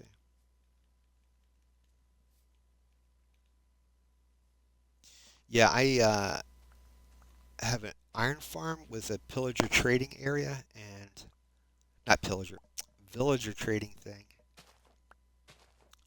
And I'm trying to get these blacksmiths to a higher level of trading, and their first thing they trade are these shovels. So I have tons of shovels.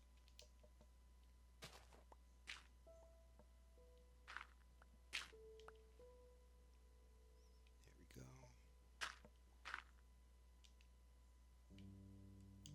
Which is a good thing.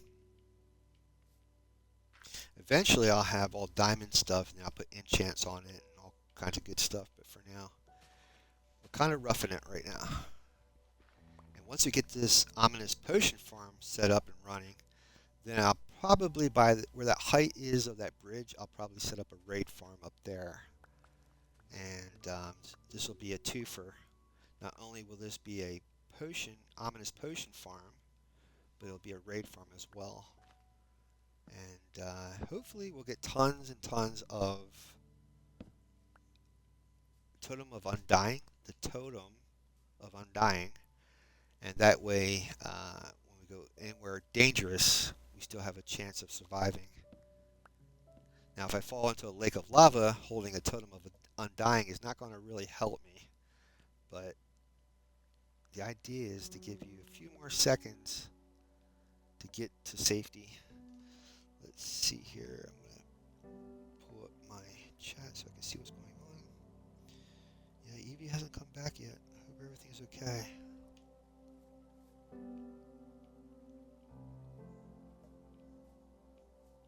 Okay, let's 3Ds down here like that. Wait a minute. That's not right. That's not right at all.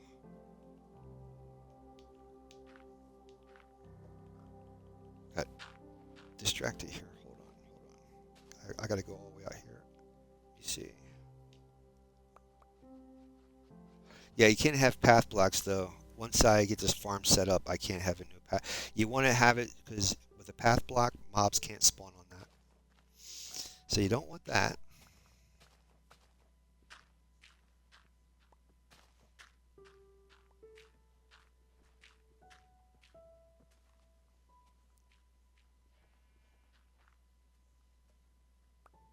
Check the time real quick. Wow.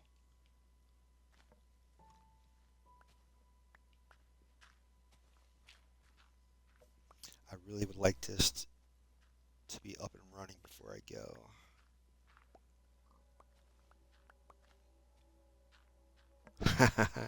Look at my friend over here. What's up, dude?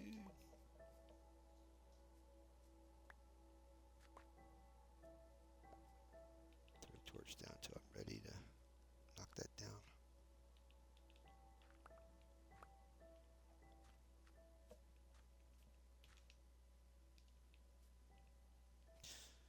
So again, I hope I gotta throw this out to you guys. Man, I watched Disney Plus and Hulu, and if you get the opportunity on Hulu, or Disney Plus, there is a TV series called The Old Man. I highly recommend watching that show. My God, that's a good story. Really good story. If you're into Jason Bourne, if you're into Tom Clancy type of stuff, yeah, I highly recommend it. It's really good. Really, really good. I watched the first, there's two seasons. I just got finished watching the first season yesterday. I'm going to watch the second season today, I think. And my God, it's so good. So good.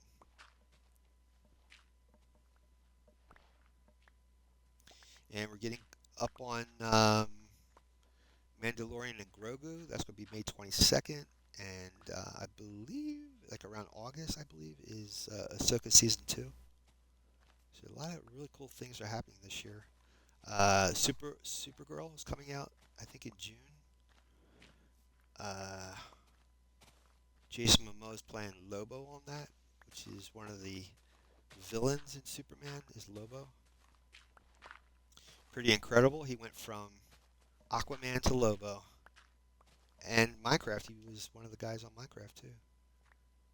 The Minecraft movie.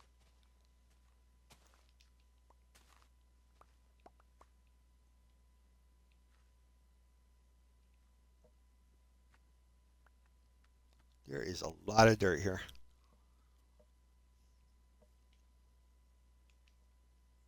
I have room. I could do it.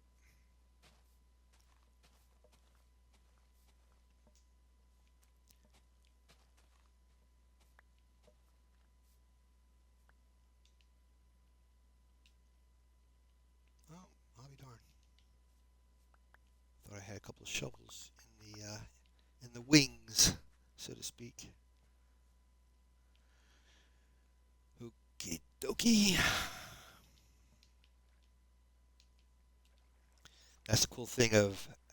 I'm telling you, that's the cool thing of Minecraft and water. If you don't have ladders, you don't have scaffolding, you don't have vines, water will save your butt every time in Minecraft. For falling, for protecting yourself, if you need to travel up or down, or even across, water is your friend.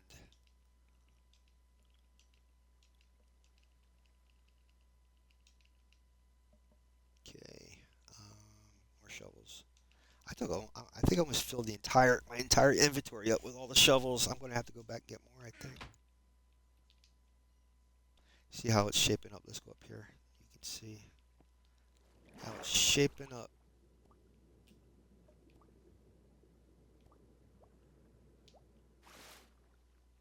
Okay. See how that one corner. See, there's that one block. We gotta fill all that in, all the way around. You can see what I'm doing over here. Taking that stuff out. It's got to come out to there. It's got to meet up there. Come all the way across. All the way around. And then, my friends, we'll have the platform finished, but then I got to get the kill box and the golem place all set up. And then it'll be running.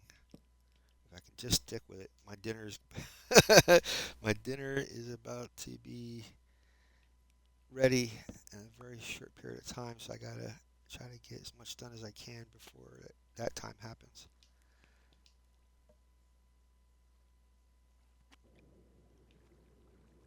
The survival world's going very well. My normal survival with the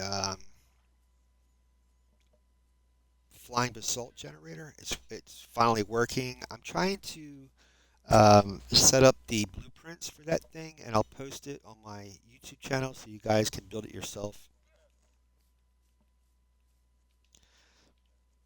Because that's been my nemesis as well. I thought I had it memorized, and I'm still blanking out when I'm trying to build this thing. So I have grid paper. I'm going to put down. So the flying basalt generator by Bedrock Observer on YouTube. It's 20 blocks long and about 5 blocks high. So what I'm going to do on grid paper is slice it across So you'll have 20 slices, and for every slice, I'll set up on grid paper of what has to be on each individual slice. So that way, when you're ready to build the machine, you just make sure that it, you know, follows the blueprints, and bada bing, you'll have a flying basalt generator. He built that thing like, I don't know, like 5 years ago or so, and it still runs, it still works. Despite all the updates, it's still working. Not only is it a bridge generator or a platform generator, it can be like a tunnel machine. It can be like you can build it to make roofs. It's so so you can do so diverse. You can do so many things with it. Um, that's why I'm trying to. The other couple of years since I've been doing streaming Minecraft, I tried it once and I never really kept up with it. So this year I'm making it's my New Year's revolution. I'm going to be using that basalt generator in a lot of my builds this year. So that's why I want to make sure I know what I'm doing. Not only that is by next Christmas, I want to have that North Pole City up and running by next Christmas. So I got to get this platform finished. I'm trying to think as I'm doing this of how to bring up the sides of it because I don't want a floating flat platform hanging over top of that mushroom island. So I have to try to see if I can build a automatic machine to lay blocks to form the sides of it. It's not a box, but it's going to be sloped, kind of like that. You know how that is sloped, that hill's sloped. So I have to figure out how to make a basalt generator to do that, and then we'll have our North Pole City.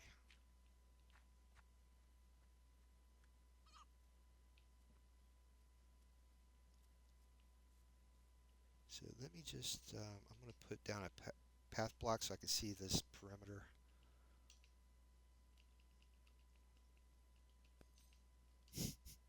It's picking up everything that I am not choosing.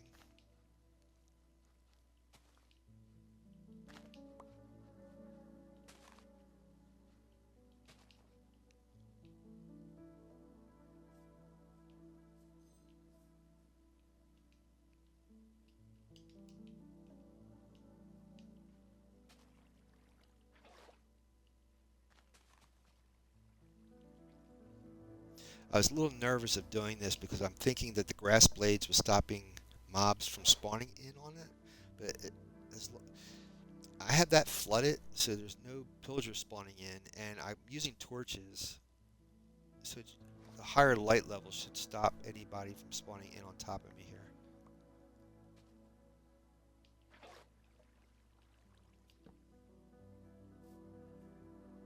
Now it's not stopping them from the outside, but it's definitely stopping them from the inside here.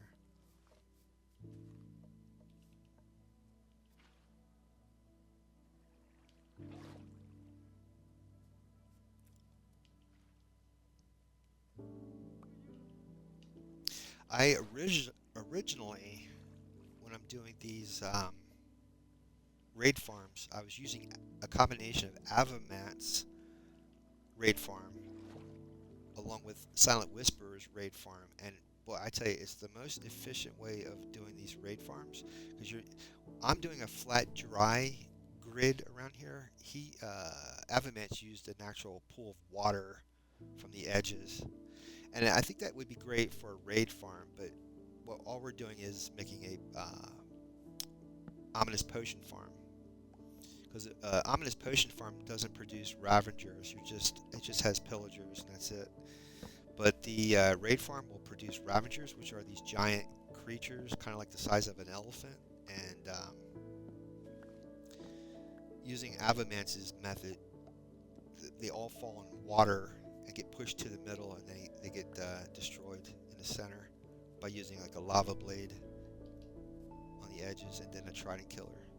And then what I would do is I would up in the sky, I would make a Silent Whispers raid farm up in the sky on top of it, so it's like real efficient way of making a raid farm. I've never made a bad omen potion. Bad. Oh, no, no, no, he's right behind me. Oh, shoot. I just heard him. Darn it. I was afraid that was going to happen because I'm getting rid of the grass blades.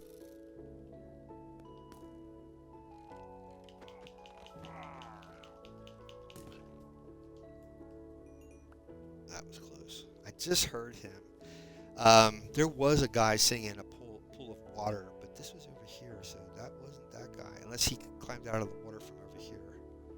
Because there was a guy sitting in the water out here. Yeah, there are probably going to be a couple of pillagers that already spawned that are down here, and I have no clue where they're at. But I got to be careful as I'm walking around.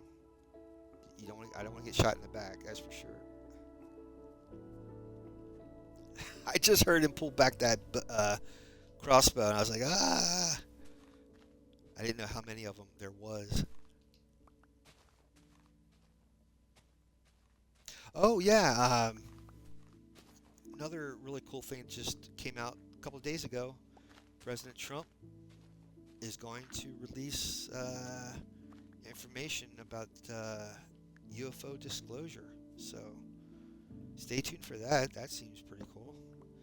I know you kind of take that with a grain of salt, but I don't know. A lot of people have been saying this year a lot of things might be coming out this year. So I'm be honest with you, I'm pretty excited. I'm pretty excited. I know don't get your hopes up, but man, I'm 58, so I've been waiting for this since the 70s. So after all this time, this sounds probable from what's going on. So I'm excited. I'm real excited.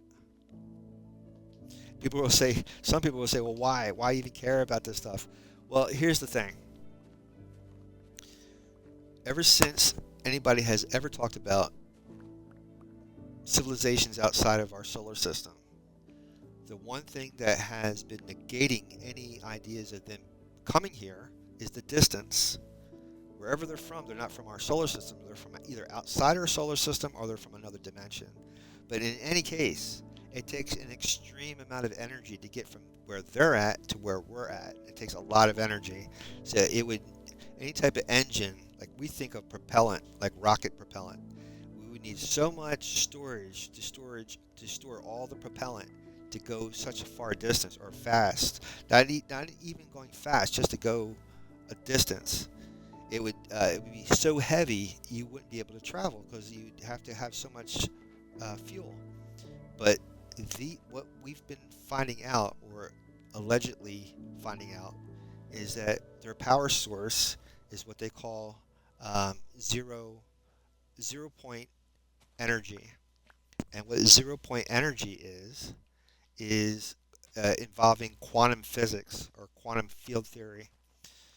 So if you, I don't want to get silly, but if you ever watched like Doctor Strange on Marvel, and he makes these uh, weapons and shields out of like this sparkling energy stuff. Theoretically, that's what quantum field is. Your basic, if you believe in parallel universes, um, so like um, we're inside of a universe. In other words, we're in a solar system. There's a galaxy, and then outside of our galaxy, which is the Milky Way, there are thousands upon trillions upon gazillion of other galaxies which make up our universe, right? That's a universe. And so there's an idea that for every thought that you have, there's a copy of you in a parallel or mirror universe that's doing that same idea that you just came up with in a different way. So for every time you come up with an idea, you're creating another universe. And so this idea of zero point energy is you are literally pulling energy from another universe into our universe. How we make energy in our universe is either with uh, like your car engine, for example. You throw gasoline into a chamber, it explodes, and that causes the piston in your engine to activate. Um, in a rocket, or a firework rocket, you're you have propellant inside the rocket. You ignite it. It comes out one end, and it forces the front of the rocket to go forward. And that's our idea of an engine. Well, using 0 point, you don't need an engine. You simply, like magic, pull energy out of nowhere. You're creating energy out of nothing, essentially. So you don't need all this storage area for all this propellant.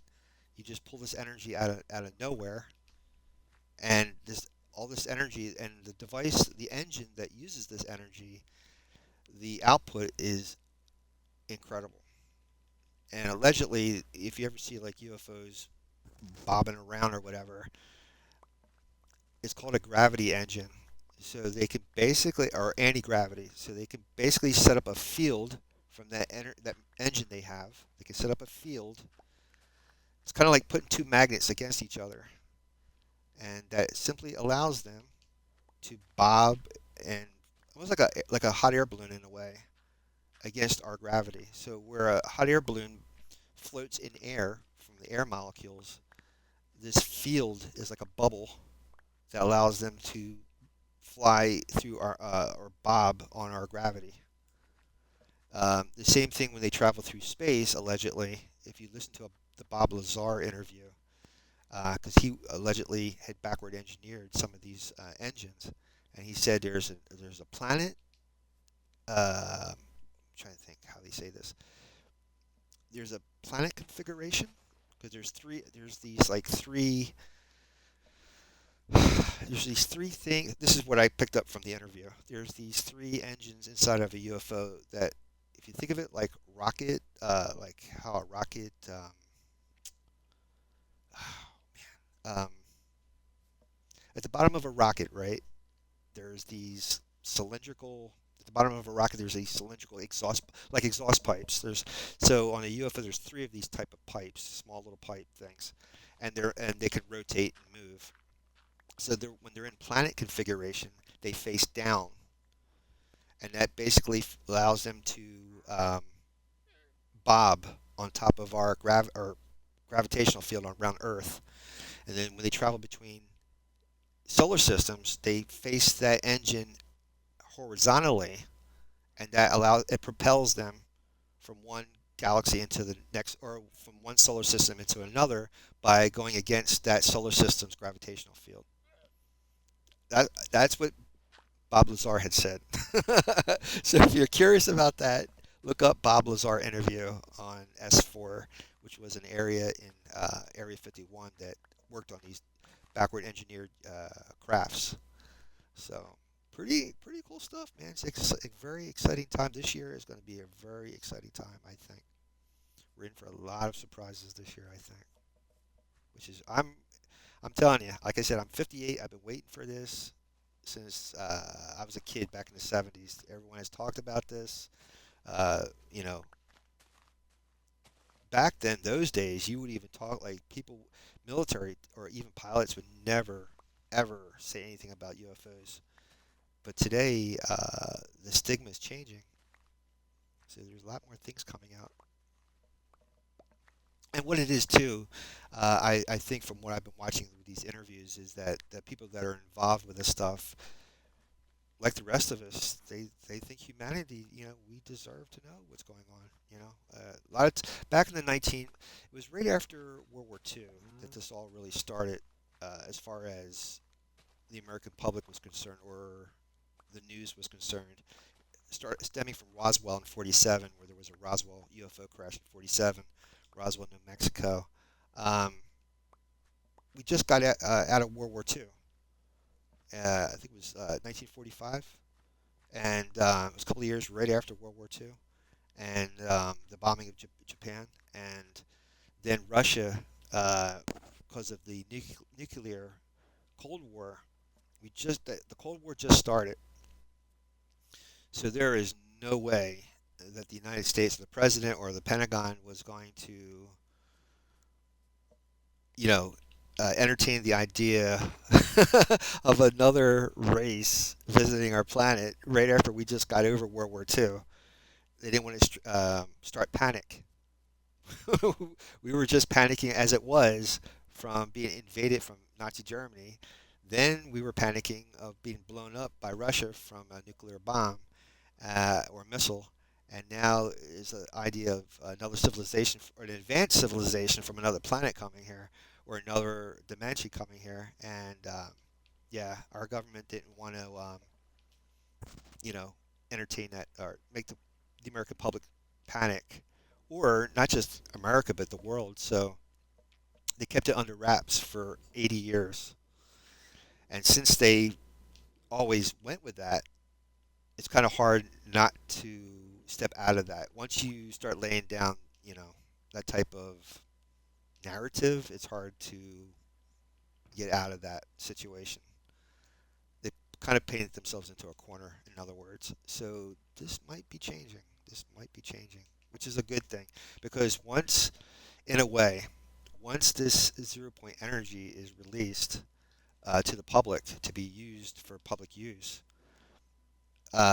pretty much our whole economy, our whole system of living is going to change because the reason you have jobs is to pay for uh, electricity, heating, gas for your cars, is to pay for all those bills. Once 0 point energy comes out, it's free energy. Thereby, you don't need a job to pay for your energy or your heating or whatever. It's free. All of it's free. You can grow your own food or whatever. You know, but in other words, eventually it's going to get down to the point where money is not going to be an issue anymore, and so that changes the whole paradigm of how we've been living our lives, and so it's very, you know, it's like a moment of human history. We're at a pivot point.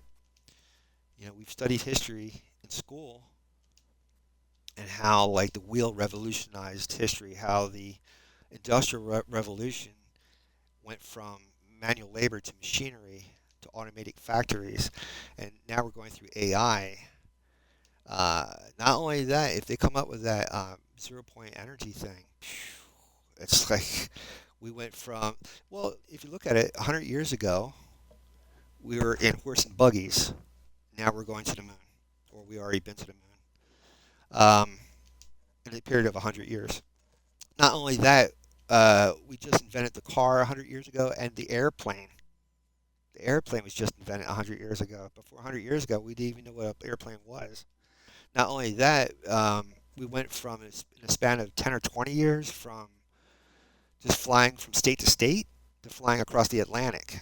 And then going from propellers, a propeller airplane to a jet airplane. It's, you know, there's a mathematician out there, I forget what the name of the mathematician, but he was showing a formula of how the human race is going to advance and how fast and spirit uh, exponentially after a certain. It's kind of like a tipping point. Once we hit that tipping point, it's like we'll be like the Jetsons in a period of 50 years. It'll be so fast. It'd be mind blowing of how fast it's going to be.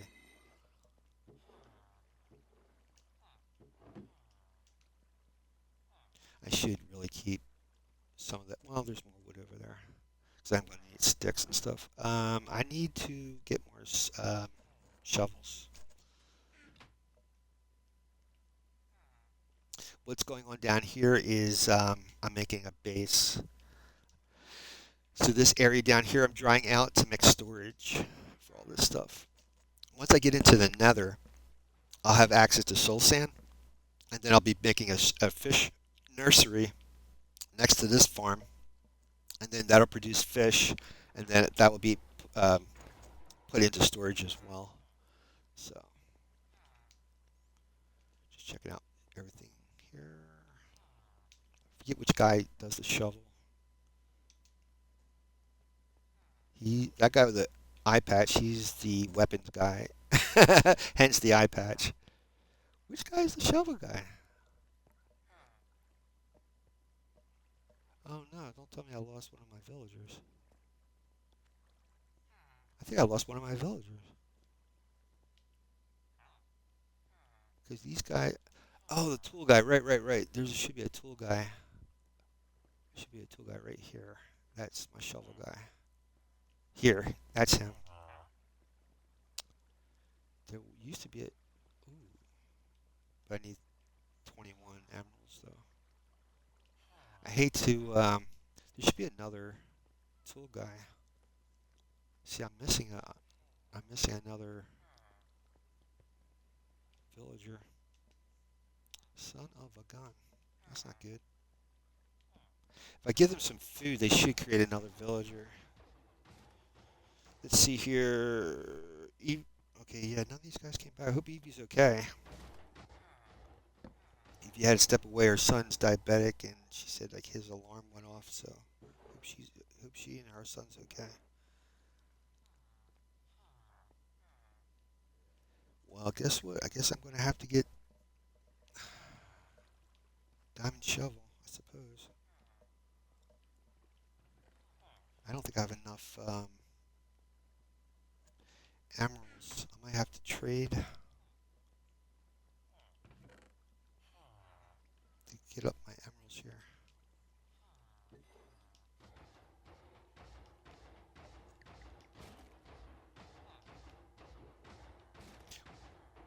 Yeah, yeah, I could actually make my own. That would be true too.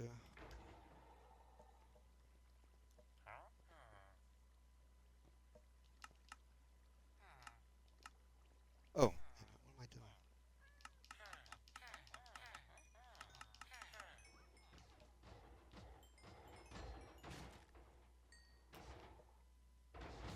12.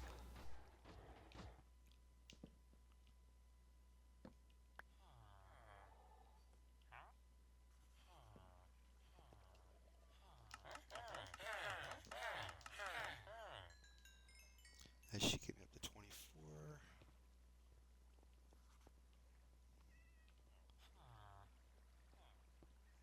Check with this. Did I get this guy all the way down? Yep, I did. Yeah, and I should start buying, not you, dude. I should start buying, armor, diamond armor and stuff. Okay. I can go get my diamond shovel.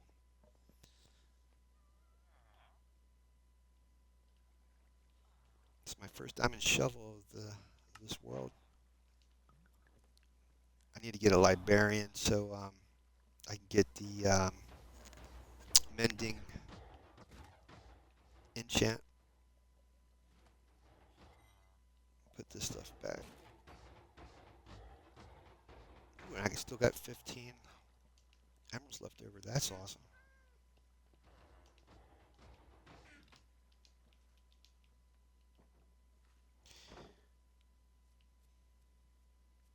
Yeah, sorry for going off on that UFO rant thing, but you don't know how much I'm up on that stuff. Oh my God. Well, I just love tech to begin with. Just flat out, I love tech. Um, my grandfather was an electronics engineer, and so was my uncle, and always fascinated me. That's why I love Minecraft too, because of the machinery. Just so cool that how you can just if you use electricity, something to activate machinery and stuff to do stuff. Oh my God. I, it's it sounds so silly, but it's like when I was a kid growing up, I always wanted to learn certain things, and I never took the time to learn. And now since there's YouTube, I can learn these things. And for whatever reason this week, the ignition of a car popped in my head. Like, how does how does that work? I never really took the time to learn, and there was a video on YouTube with a diagram of how the ignition of a car works. So cool, man. If you get a chance to check that out, I highly recommend it. It's so cool. Maybe a lot of you guys are mechanics, probably already know, but I I was a truck driver, but was never a mechanic, and now I'm taking the time to learn these things. I find it really fascinating.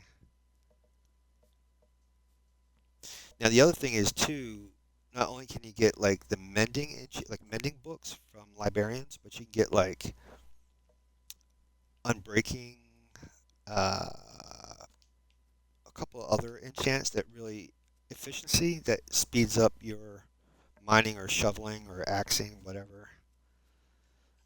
Speeds all that stuff up, and you don't lose your tools on top of it. I need to take time to make a librarian. Maybe that'll be next week's thingamajig is to make a librarian. That takes a little bit of time because you have to get the librarian to trade the book you need to be traded with. So,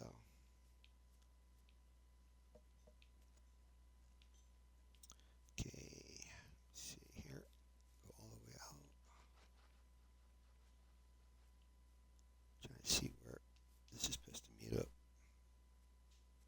Come across right here. Right here. Here we go.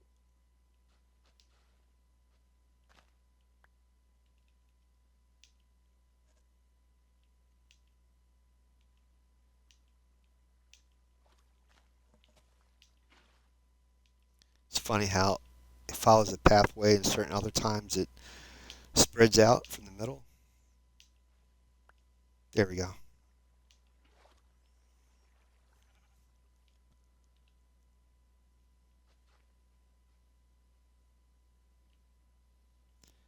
Wow.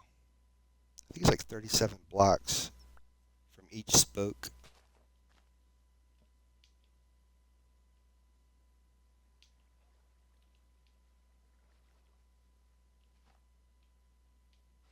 I'm just doing this so I can see what the perimeter is. I got to fill it all in. And like I said, you don't really want path blocks in your platform because it stops the mobs from spawning in. Guess we'll focus in on this side and then work away.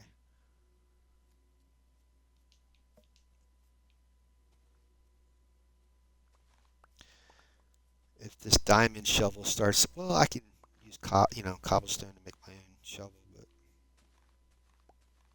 we'll see what happens. I am so like over the moon of how long I'm lasting over here without dying. Uh-oh, somebody's getting hurt. Oh, no, no, no, no, no. There's a guy over here. Shoot. Son of a gun.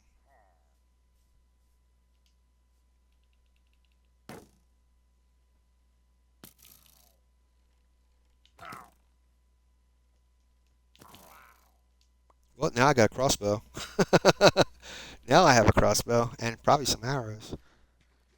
Let's see what I have on me. Yeah, I could have sworn one arrow. If I get a Fletcher, no, I have to get the enchant. It's called Infinity. But I need that with a regular. You can't put Infinity on a crossbow. You have to put it on a regular bow. Yeah, if you get the Infinity enchant, then um, my brain. You only need one arrow.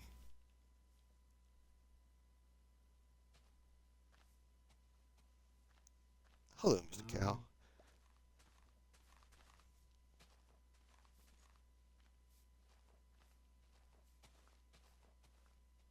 So, if you're just joining again, I'm making a bad omen potion farm, and I'm using Mighty Plays, Playz, Mighty Plays tutorial on bad omen potion farm, and but remember I'm playing on Bedrock. He is playing on Java, so his method is not going to work on Bedrock Edition.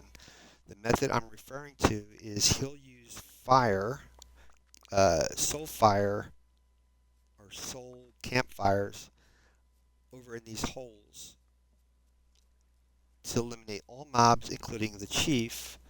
That will give you the bad omen potion. Um, it won't work in Bedrock.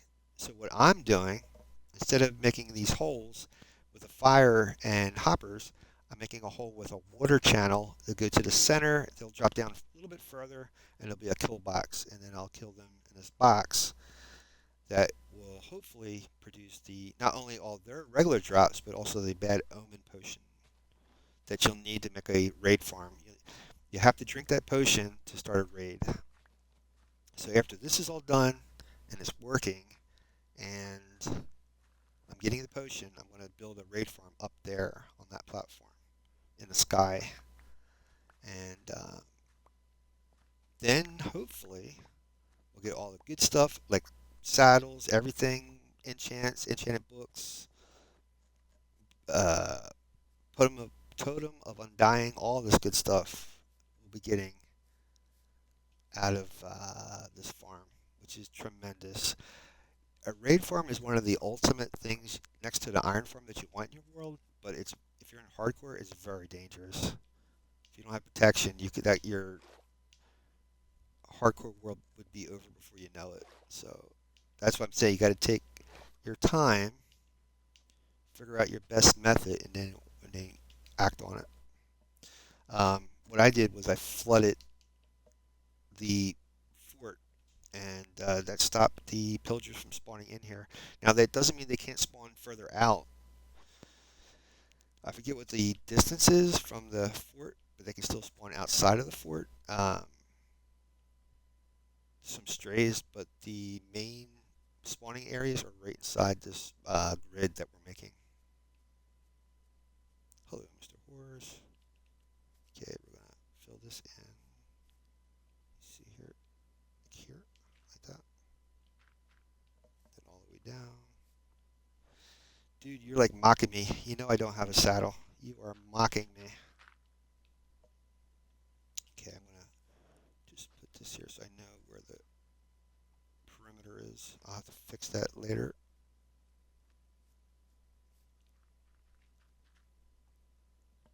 Mocking me. I'm just saying. That's all I'm saying. That's all I'm saying.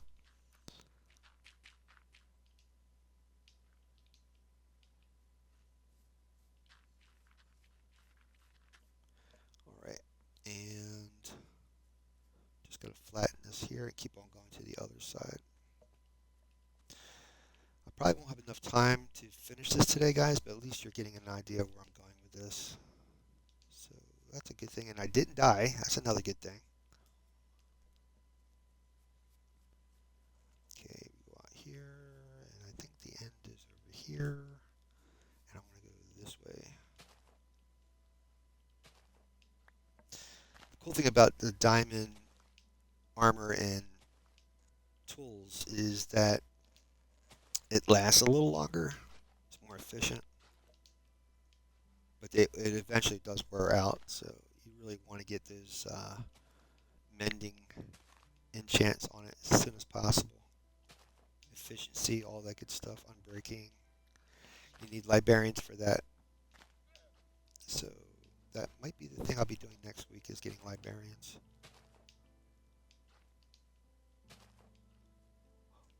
This is the hole right here. Is this it? Yes. Very good.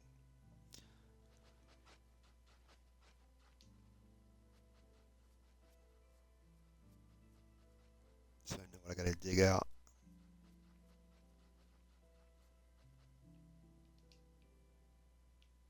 Hmm. Maybe I went too far.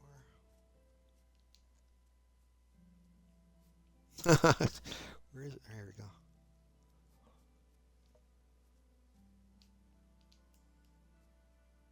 Yeah, I think I went too far. Here we go. I'll just put here this here so I know.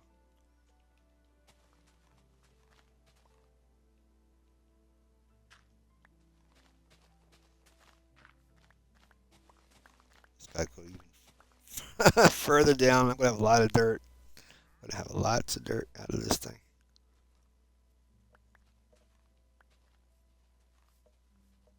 Yeah, always put down torches or something until you can break these trees down because you don't want anything spawning behind you.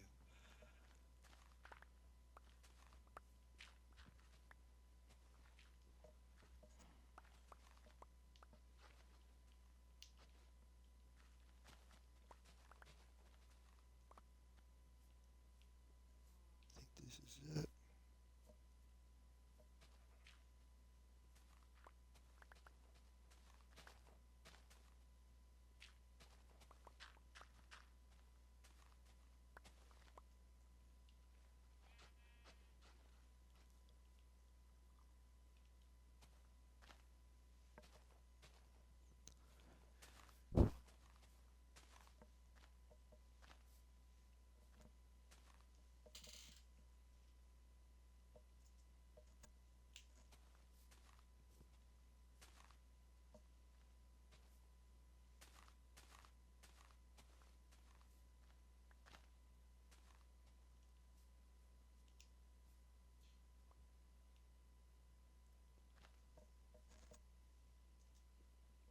Just give me 1 second, guys.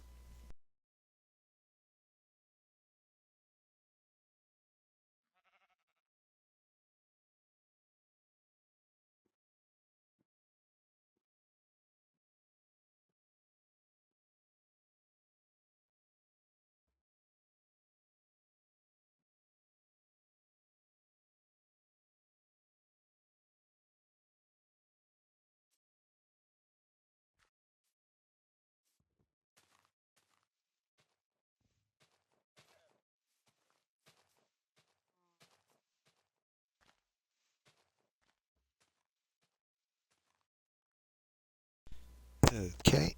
And the other thing I want to mention to you as well is when you make this type of farm, just be leery if there's any hills or anything near your fort, because if there's anything flat that's near this fort, they're going to spawn, your pillagers are going to spawn on that hillside as well.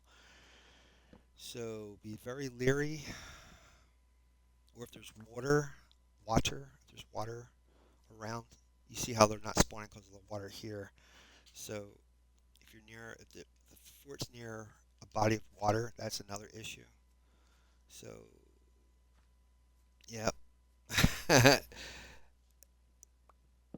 that's all part of getting this thing to work. It has to be a flat platform, empty and flat around the main fort in order to spawn in the pillagers.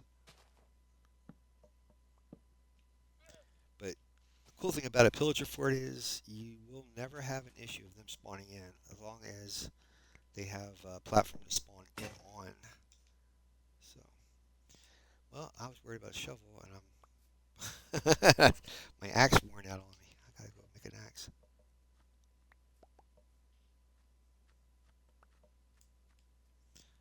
Trying to finish this out as much as I can before I have to call it a stream.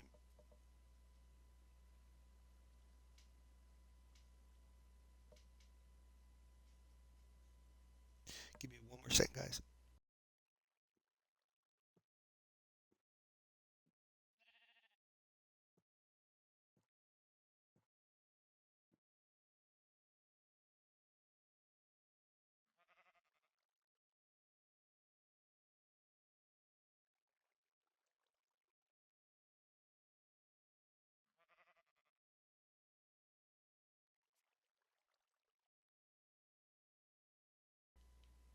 All right. Let me just see if I can get an axe, knock down some of these trees before I call it a stream.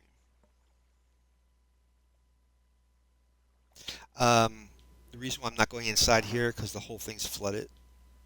All the stairwells are flooded. So I figure it's just simpler to just swim up the column here.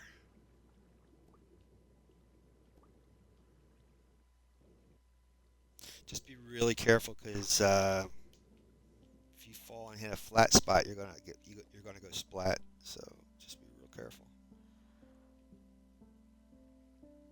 All right, let's see here. Let me go make an axe. I'm surprised there was any tools like that in the pillager chest down there, but it's okay.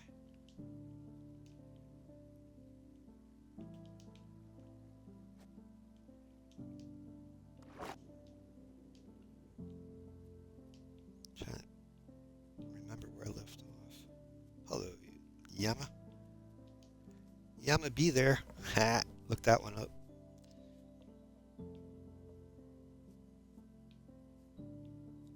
Just, I don't know. There's a lot of trees here. Just pick one.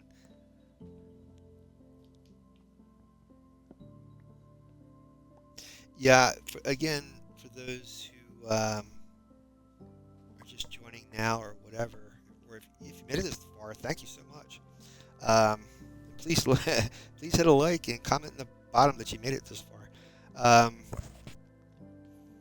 I'm trying to.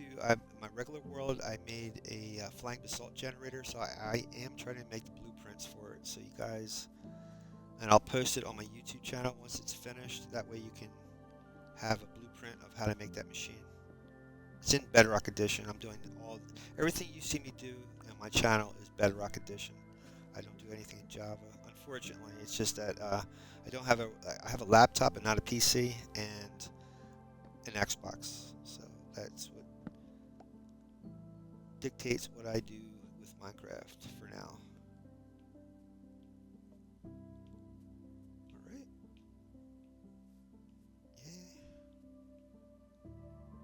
This has got to go out this way.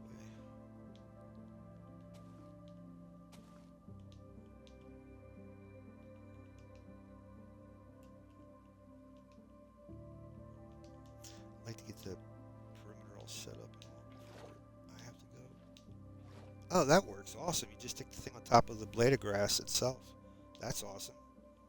I thought I had to set up like a whole little flat spot, but just throw it on top of the grass. Watch. That was awesome. I'll show you. See how there's a little bounding box? Ha! That's awesome.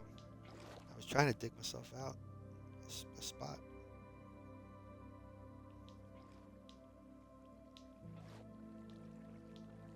If you do it on the side of it, it's just going to do it on the side. If you do it on top, it works.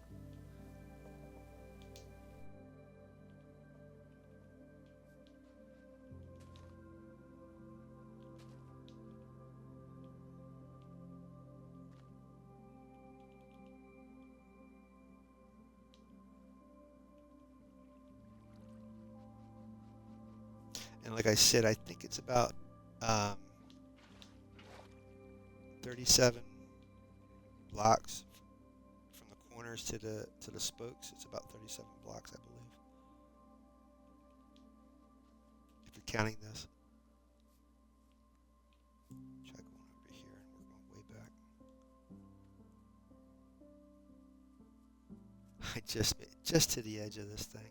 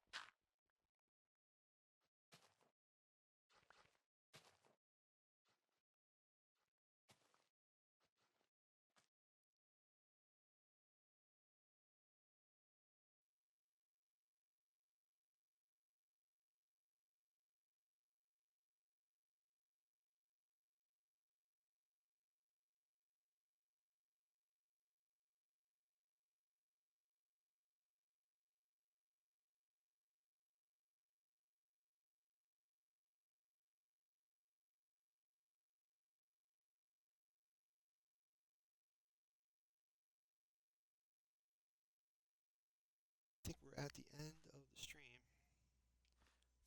Chow time is ready, and unfortunately, I gotta go. So I'm gonna find you guys a raid, and we'll be back here. For this world, it's going to be next Friday. For my regular survival world, it will be Monday. So let me get up top here, and I'll find you another live stream that you guys can check out. In the meantime, also, once again, I'd like to remind everyone a fantastic weather channel called Ryan Hall Y'all on YouTube. Please go check him out. He covers all the major storms in the United States, and tomorrow, starting at, I believe in the afternoon, I believe, is when all of this craziness is going to start. So check out his channel. Stay warm, stay safe. Don't be afraid. What was it? There was there was some sort of saying he said. It was really cool. Don't be afraid. Just don't be scared. Just be aware. So, I don't know, something like that. Forewarned is forearmed. Something like that. I don't know. Let's see if I can find you guys a read. Let's go. And then he has a channel called Y'allbot, Y apostrophe ALL bot BOT, and that's 24 hours a day. All right, let's go. Who is on today? We have MEQ, Chloe Jagger, Office C Live, Zaggy, Monkey, Dizzy. I don't see anybody I know. All right, let's go with Emmy. Emmy is she works on an SMP. Oh, she's going to do the end. She's getting ready to do the end event. So definitely check her out. Here we go. We'll be in Emmy's room in a few seconds. You guys have a great Saturday. We'll see you all back here Monday afternoon Eastern Time between 1 and 2. And check out my YouTube channel, the same name, and all my live streams go up there. Have a great day, guys. Thanks for being here.